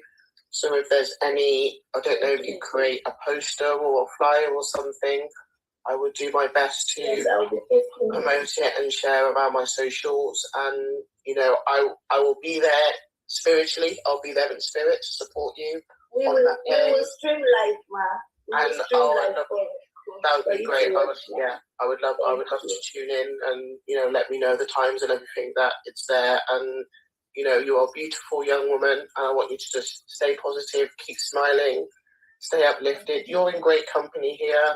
Like I said, Michael, dear friend of mine, and, you know, he's always been very supportive of me. So I'm not surprised that he's getting behind you and all the people here, you know, the global president and Master Genie, Yemi, everybody, like, because I think it's just important that we've got to come together as a community, as Black people. It's very important for us to stay united, uplift each other, support the causes, and definitely just, like I said, onwards and upwards. Big 2026. If we don't make the change now, then the next generation have got no hope. So we've got to pave the way, and I believe you're paving the way. I hear. Have you got a little boy? Did they say? Did you have? Yes, a teenager. I have a teenager.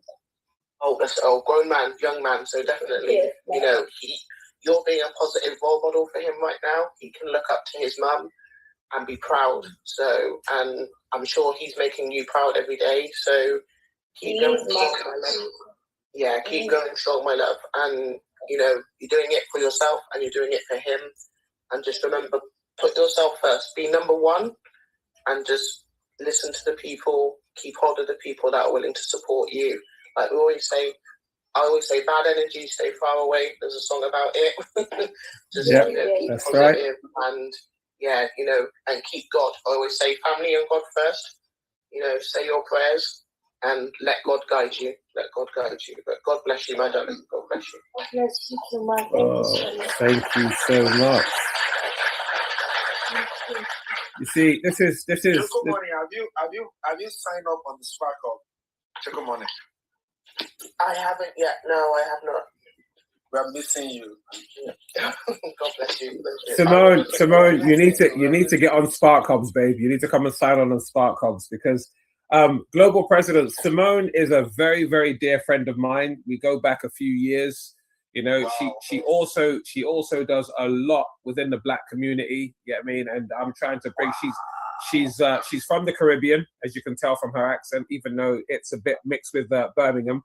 But you need to DM me your green app, please. She is another person that is going to be is already useful within the Black community, and she does a lot. She does a lot, and when I say she does a lot, she does a lot. And this is why I am so happy that she. And you know what? For her to be supporting me on my Let's Talk Security channel is because of the fact that I've worked for her in security, and she knows that I'm passionate about this, and she's supporting. And there's a lot of people like her that I'm trying to bring in. And I'm pretty sure that when I put a picture of her on this platform today, on her platform, that people should start taking an interest, because as we keep saying, in the Black community, there's a lot that we need to be doing with and for each other. Not just having parties where we're drinking alcohol and telling silly stories, but also, have a reason to have these parties. And Choco Monet, for me, she's someone I love dearly. She's very, very close to me. And I really would like for her to join both Global Clusters and Spark Hubs so that we can promote not just what we do in Africa, but what happens in the Caribbean. This is a way. This is an engine by which we can pull in all Black communities, no matter where you're from in the world. Making Africa great again extends to the Caribbean. It extends to the Caribbean. And I know for a fact that people like Choco Monet would be a fantastic ambassador for these type of things, because, she's good at what she's a teacher, she's an educator. So she, so you and Choco Monet have something in common. We need to go into this together. Exactly. So, NK baby, good morning. How are you? It's good to have you. Hey, good morning. So as I said, we are here today talking security. Remember, I said it's not about guys in uniform and boots carrying guns, weapons, and badges. Securing your mind is one of the most important things that we can do. Right? I'm a security professional. Most people here know me. I'm a security professional. But when I say I'm a security professional, I'm also talking about securing your mind. Today, since last week, we've been dealing with Oluwatominsin. And by God's grace, God will give us everything we need to take this young lady over the line. We want to establish her to the point where she feels secure enough to walk the streets with her head held high as a sickle cell warrior, right? Who can boast in 5 to 10 years time, or 26 years from now, to say 26 years ago, I walked in to security clusters. I walked into the Spark hubs, and they gave birth to this monster that we call the sickle cell machine, of which Oluwatomisin is a champion, right? Oluwatomisin, I want you to understand something, right? We are that this, you see, everything you've got here today, right? Equate it to winning the lottery, right? You have just gained another $10 million, right? Because everybody here is in full support of you. We want to see what you're doing, right? Keep documenting it, right? Because as Hizebi said earlier on, right? And as somebody else pointed out, right? As Dr. Obaseki also pointed out, it's not about the money that we're going to drop into your account, right? It is more about us seeing the work that you're doing, right? Even if we don't put money in your account, somebody or some people somewhere will put that money in there that will help your cause.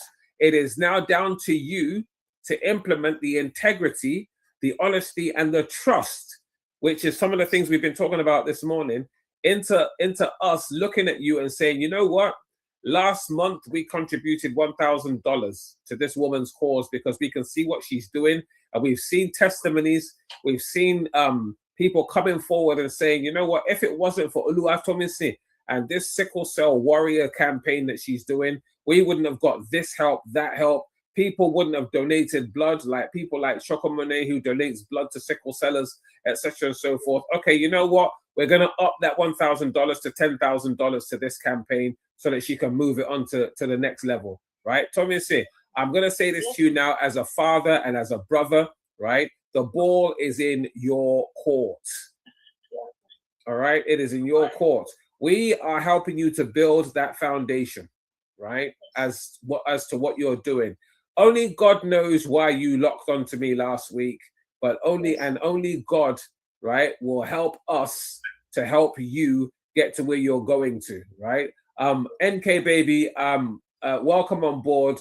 You are another. I'm actually glad that I've got loads of ladies coming in today. NK baby, I want you to give Oluwatomisin some words of encouragement. She's a sickle cell warrior, right? And we are here. I mean, we're talking security. I talk about security of the mind, right? But she came on last week, and we all fell in love with her, you know, with her campaign, and etc. and so forth. She's got an event coming up very, very soon in Nigeria to promote the sickle cell, you know, and why and where people should be able to help. So as a lady, right, I want you to please give her some words of encouragement in this I'm not going to say battle, because listen, the battle's over, right? Oluwatomisin, you have won.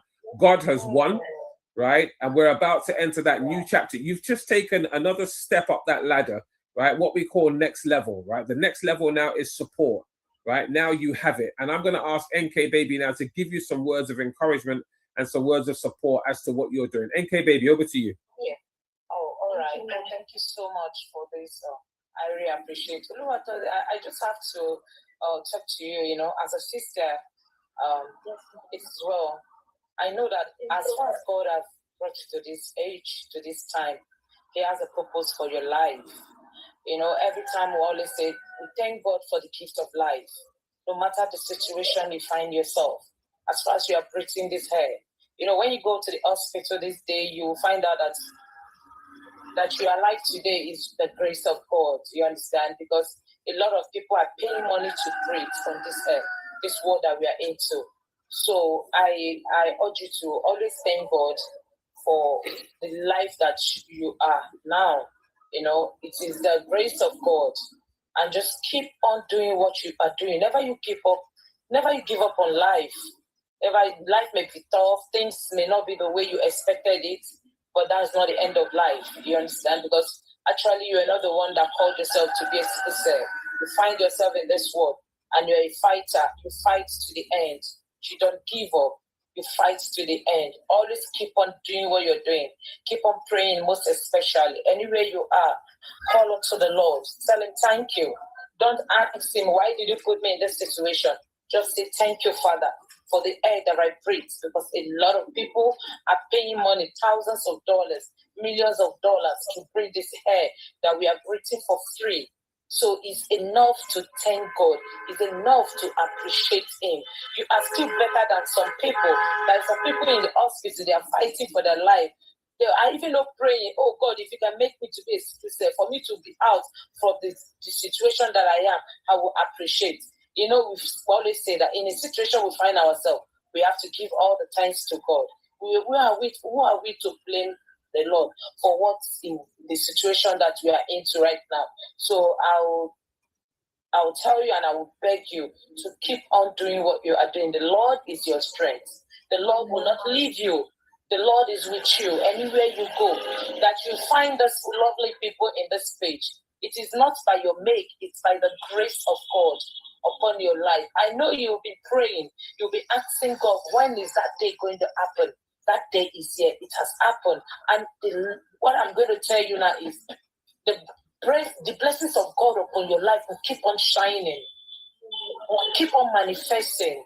You will keep on meeting greater and greater people that will be of help to you in the future. So always, what I will say to you is, you know, as you are introducing it and telling people about the sickle cell, don't get tired of it. Don't get tired of it. Just keep on pushing and keep on doing what we are doing. The Lord has already come to your aid, and He will keep on fighting your battle, and He will keep on bringing you close to people that will be a blessing to your life. Do you understand, my dear? So don't give up. The Lord is your strength. You are a fighter and you are a strong woman. Keep on shining. God bless you. You know what?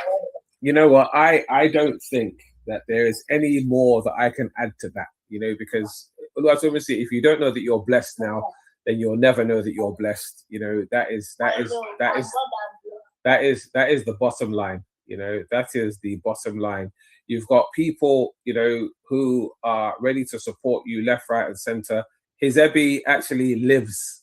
He lives here in the UK, but he actually lives in Ibadan. His house is in Ibadan. Everything about him is in Ibadan. You understand? You know, and I have a lot of people in Ibadan because my parents met in Ibadan. It's my spiritual home. I have a church there. I have everything there. So, you know, when I come to Nigeria, I always go to Ibadan. So you don't have any worries there. But like I said, it's all about trust. It's all about integrity. You know, it's all about honesty. It's all about surrounding yourself with the right people, right? To be positive, right? And also trusting yourself before you trust everybody else. All right. So, you know, I'm going to like carry on from there, you know, with what we've been talking about all day. NK baby, you are welcome on board. I think this is your first time on this platform. Yes, this is excellent. You know, my name is Michael Gbenga Oshin. I'm a Nollywood actor, but I'm also the 001 Global Security Clusters of the Global Cluster. I am the CEO of Clear Cross Global, which is based here in the United Kingdom. And I'm the Director for Security and Protocol for the National Youth Alliance in Nigeria, and also the ADP in Nigeria. I operate both here and abroad. My boss, as you can see there, is the Global President of the Global Clusters, Ambassador Dr. Adekunle Badmus. And I'm also, to the glory of God, as a few weeks ago, a chief within the Yoruba community. I'm now the Balogun Fagbade the First. I am now known as Balogun Fagbade the First of Yoruba London. So congratulations to you. Thank you very much. You know, what we do here is we talk security. Oluwatomisi came in at a really good time because we were talking about youth empowerment and earning more. And I was about saying that one of the strongest forms of prevention is opportunity, because hopelessness creates vulnerability. Now, because Oluwatomisi came in at that time, that was why we decided to descend on her with advice and love, simply because of the fact that Oluwatomisi decided not to remain or appear helpless. She saw an opportunity and she's gone for it.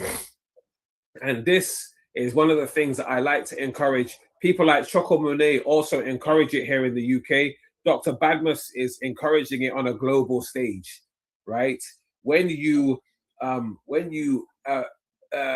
present yourself as hopeless, right, then people will see you as vulnerable, right? If you do not present yourself as hopeless, people will not see you as vulnerable. They will see your strengths, and your strengths will attract them, and it will actually attract the help that you actually need. And this is what has happened with people like Oluwatomisin. She has come forward as a sickle cell warrior, not as a sickle cell victim. So, you know, to God be the glory. You know, now, as I was saying earlier on, when you look at countries like America, America invests in innovation, entrepreneurship, and technology. Europe invests in vocational systems, education, and structured welfare. However, Africa needs to invest in things like digital skills, entrepreneurship, corporate economics, leadership development, and local innovation, right? Because if we don't, as Africans, jump on that bandwagon, right? This is why when we're listening to people like Dr. Badmus, right, who has been spreading the gospel of the global clusters for the last 2 years, going into the 3rd year, this is exactly what we're talking about, right? As Africans, we're too happy and too ready to jump on a plane and go to America and go to the UK and go to Europe, where you are always and always will be treated as a second-class citizen, right? Where you will be employed, no matter what you say you've got business, you are employed by these people. They will never allow you a full seat at the table. But within the confines of Africa, the confines of any Black nation on earth, when you bring something tangible to your people that they can run with and grow, you then become a major entity within your community, right? You secure everything securable within your community and make it more difficult for the wolves to circle and steal, right? And that is what we're trying to promote here, right? So, you know, one thing we must always put in, as we say in England, put in our pipe and smoke it, right, is an empowered youth population strengthens national security, right? Dr. Badmus remembers my very famous first line that I delivered in Nigeria, and that is eradicate the use of the word common and ordinary, right? Eradicate the use of the word common and ordinary. Don't call me a common security guard. Don't call me an ordinary teacher, right? Because if they were common and ordinary, you wouldn't build your beautiful house and have a gate man there as your security, right? You would look at your gate yourself. Don't call me an ordinary teacher, because without teachers, you wouldn't know the difference between 111 and 111. Right? Let's bear these things in mind, right? Let us educate and secure our mind and our mindset, right? An empowered youth population strengthens national security. We have youth out there with talent that is waiting to be tapped,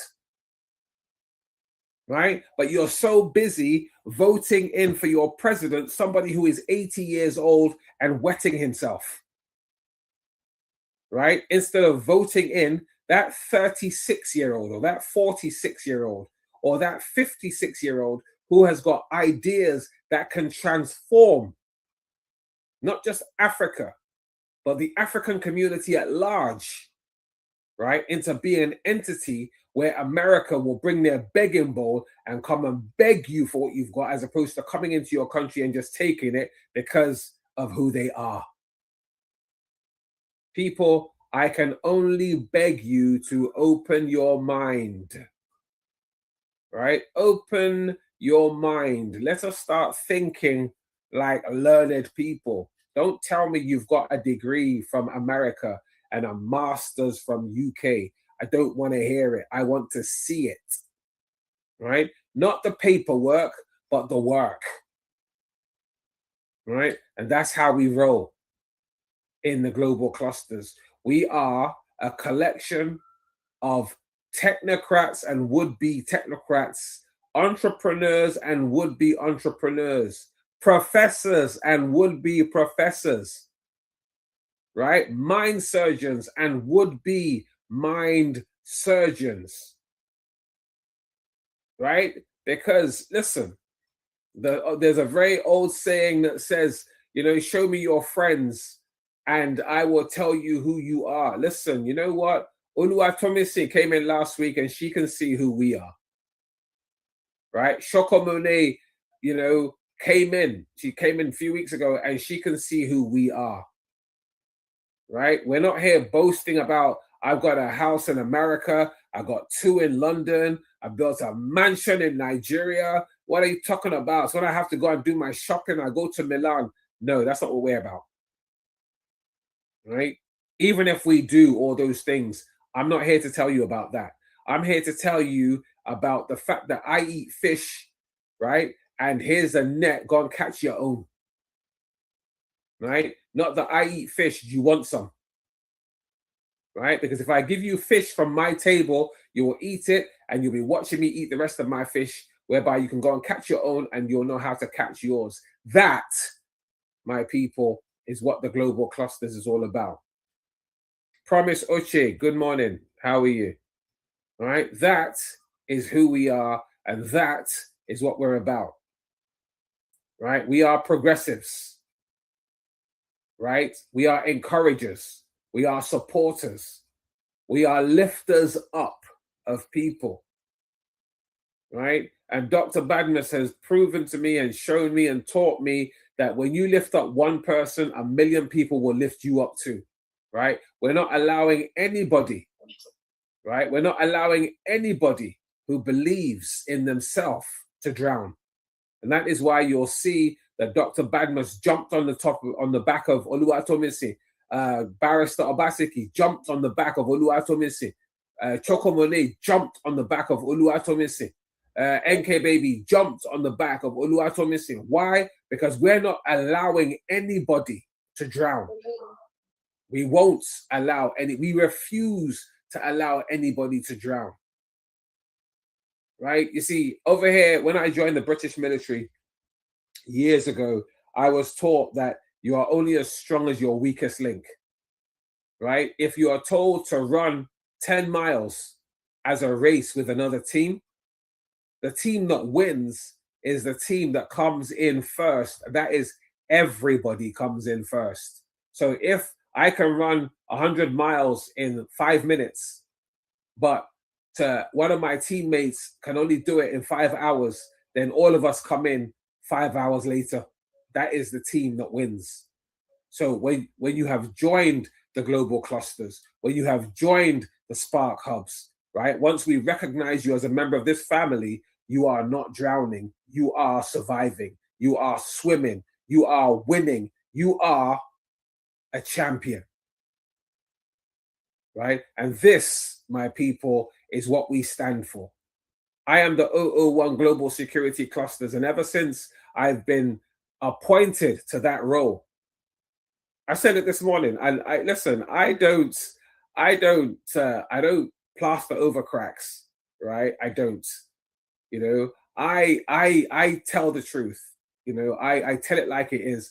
Why? Because of the fact that if there's a Yoruba adage that says, if you're quiet about what's wrong with you, right, then your ailments, your sickness will get worse. But I tell people, listen, this is what I do.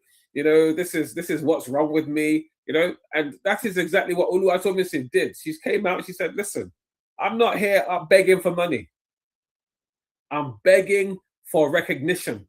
I'm begging for people to take note, right? Don't cast us to one side, right? Promote us. Put the awareness out there. We are people. We exist. And all we want is support. That's it, right? We are here to stay. I've said this time without number. We are here to stay and we're going nowhere, right? Our roots are firmly planted, not just in Nigeria.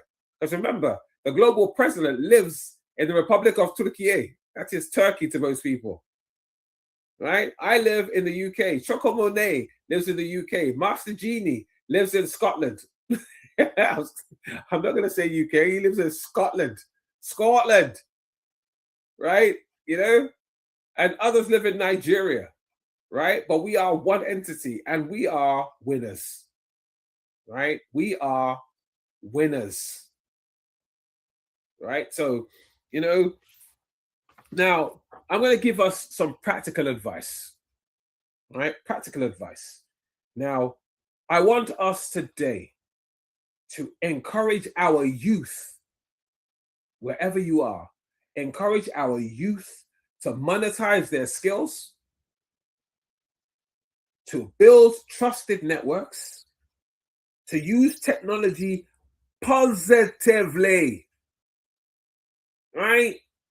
Use it positively,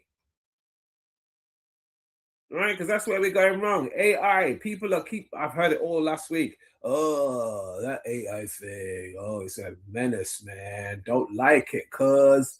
No, AI, like everything else in the world, is good and bad, depending on who you, like I say to people, guns don't kill people. People kill people, right? Let's take that on board. Knives don't kill people. People kill people. Kill people, right? Let's bear that in mind, right? It's simple philosophy and it's the truth, right? You can use AI look at this poster behind me, 100% AI, right? 100% AI. This poster behind me, right? 100%. That poster there that you see, the global president just put up, 100% AI, right? 100%. You can use these things in the positive, right? It's up to you, right? If you want to be part of the people, part of the crew that enables people to say negatives about what we do or what you do or what the world does, that's on you, right? But if you want to be an advocate for change in the positive, that's on you too. So yeah, you know, let's use these things positively. Let's create businesses, right? Let's create businesses. Master Genie creates businesses. The global president creates businesses. Choco Monet created a fantastic business a little while ago. I don't know if she's still doing it, you know, for people, you know, Zumba, you know, dancing, losing weight, you know, positivity, you know, controlling how. Say again? Yes, I'm still doing it. There you go. Right? It's positive. Right? It's positive for people to manage their health. Right? I do security. It started off as a little job that I wanted to do in between studies. Right? It evolved into my joining the military and falling in love with the industry.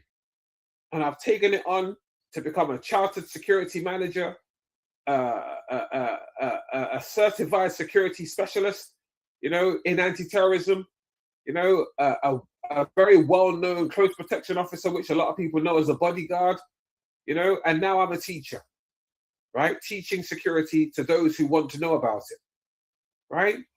Start businesses, create businesses, promote your business, and then also collaborate internationally, right? This is where Dr. Badmus comes in. A dream that was more or less created in the living room of a friend in Lagos. Dr. Badmus, are you there?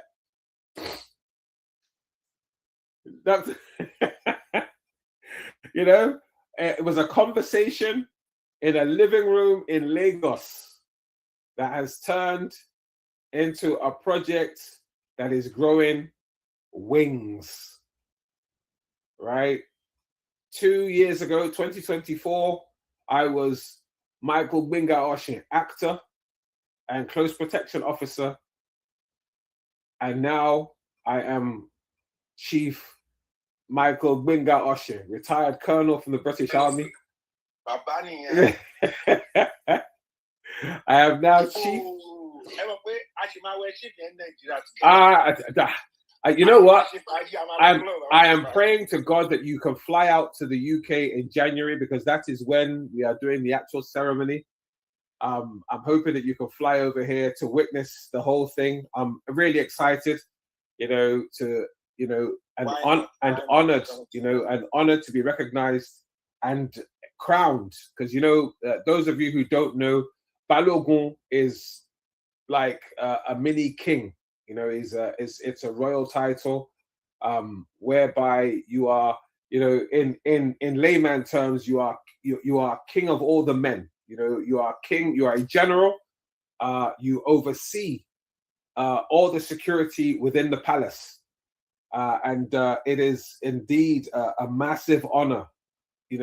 One I would never have thought of, that I would be in this position today. So yeah, I am very honored as a Black man, as an African, as a son of Nigerian soil, to be bestowed this absolute honor, before the major honor that is still in front of me, that I still haven't come to terms with yet, but that is a conversation for another day. But yeah, so yes, create businesses, create entities, and collaborate internationally. Dr. Badmus, as I said, lives in the Republic of Turkey, but he is in communication with all of us, from Turkey to London to America, Nigeria, Ghana, Mali, Niger, everywhere. We have connections and we have fingers in pies everywhere. We have Ghana clusters, we have Mali clusters, Senegal clusters, Cote d'Ivoire clusters. We are for Africans by Africans, and it is absolutely beautiful. Now, I have a question, and I'd like anybody to answer this. Please, feel free to unmute and answer this question. What opportunities are African youth not fully utilizing today? What do you feel are the opportunities out there that African youth are not fully utilizing today? Please, somebody, please. Let me quickly jump on that. Yeah, please. The African youth are not fully utilizing the great opportunity in the digital space and in the agriculture. Mm-hmm. Agriculture, digital space, these two entities, they are entities that can change the narrative of the whole of the African community. Mm-hmm. So if we actually pay the right attention to the digital space, instead of bullying each other, instead of using it to talk about something that are not really making enough sense, let's talk about things that will add value to all of us. And let's talk about how we can move from where we are to where we ought to be. Mm-hmm. Let's talk solutions. You got some certain communities, and all they will be talking is about the problem. Mm-hmm. About the problem. They will be romancing the problem. You understand? We just pick one person now and we said, okay, come up. Okay, what's your issue? This is your issue.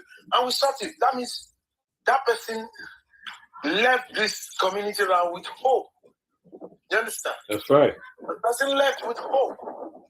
So what are we doing? How are we doing it? You understand? Mm-hmm. So let us ensure that we'll take advantage of the digital space. I do say this. In the whole of Africa, about 1 billion, 500 and something million people, take advantage of the digital space. You understand? Mm-hmm. We will all have a space and we'll all be fine. And nothing will happen. We will all be very, very, very, very fine. But we are not taking advantage of what is available to us. We are not.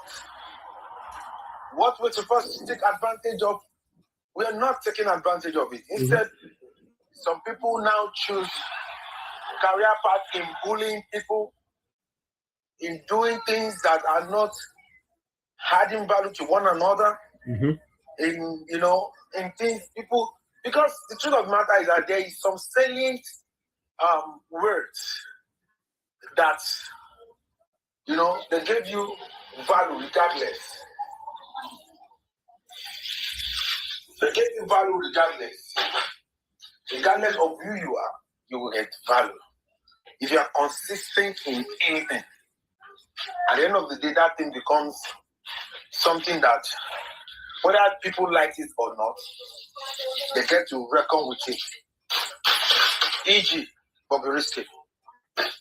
Bobrisky was consistent in making people to believe that he is a female. And what do we have next?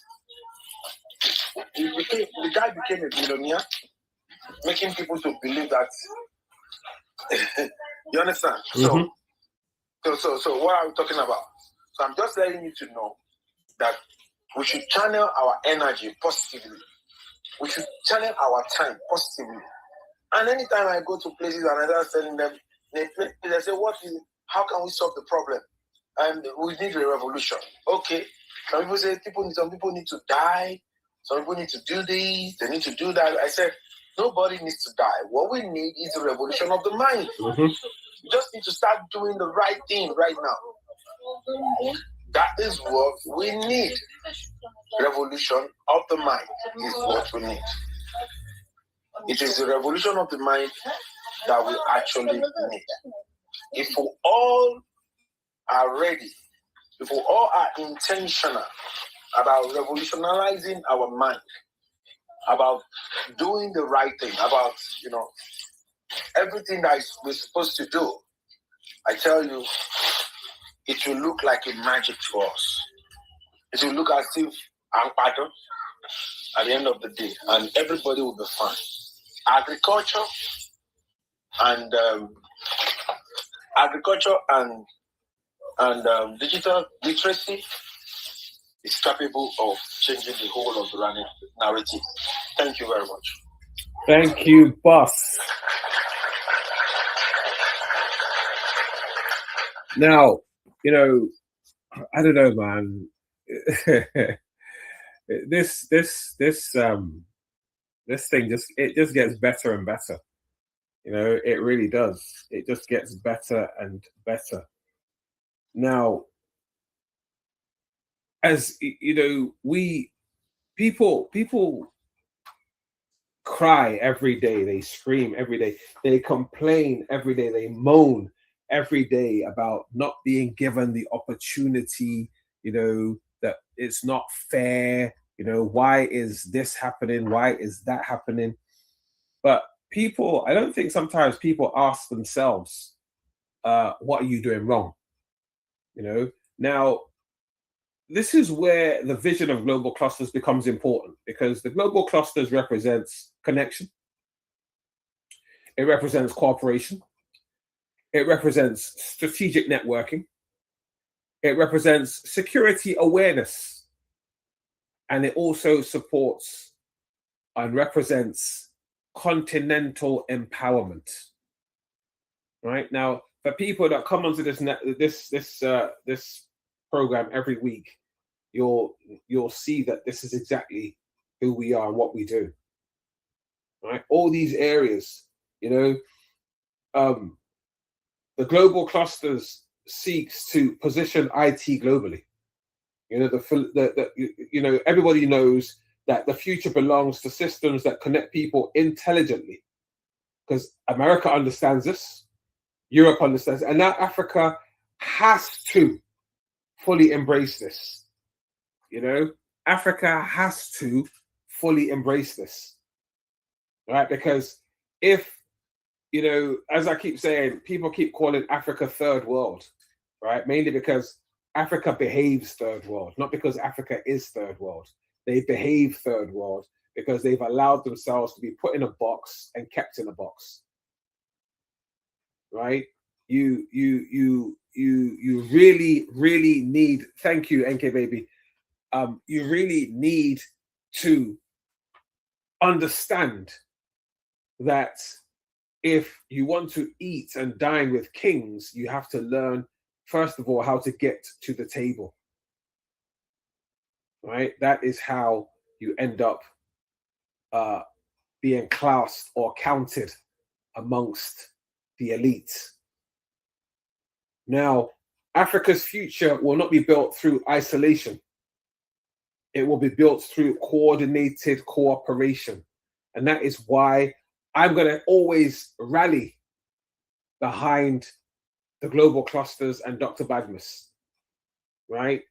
Because, you know, I remember the day when I called him up and said to him, bruh, you're getting frustrated because people aren't doing a lot, or they're not cooperating, or they're not joining, or they're not turning up. Don't.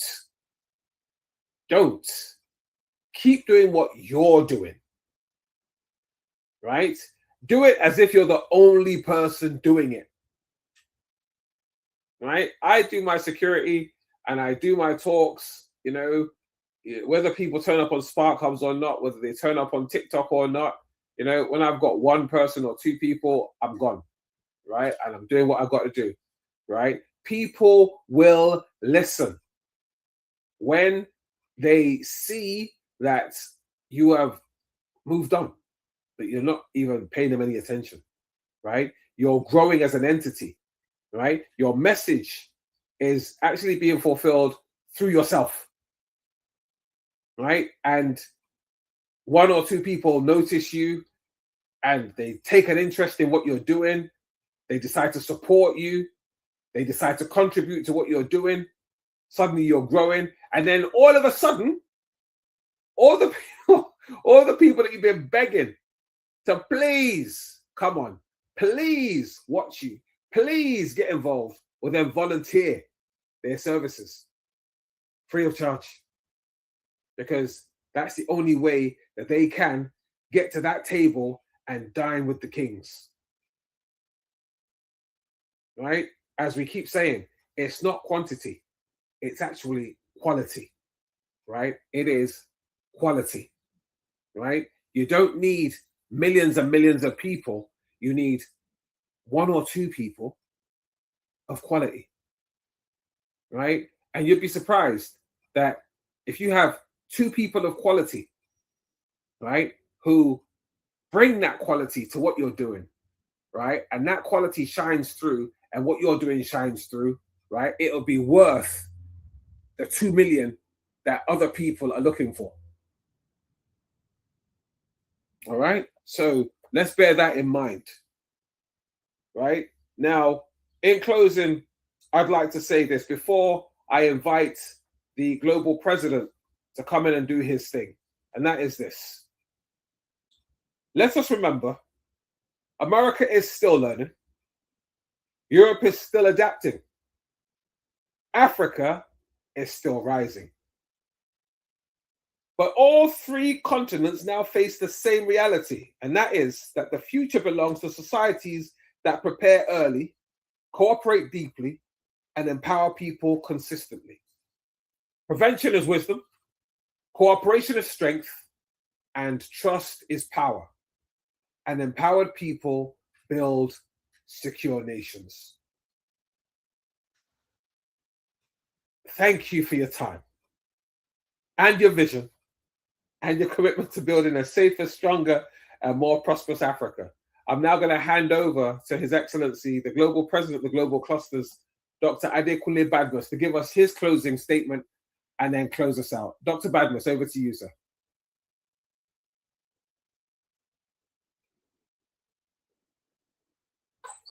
All right. I hope we all got value today.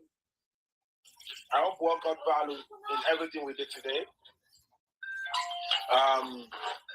Please, kindly, after this meeting, after the closure of this meeting, let's endeavor to go onto our social media handle and recommend the global clusters and the Spark Hub and give our review as to the global security cluster of the global clusters, please. Then I close by asking, who are we?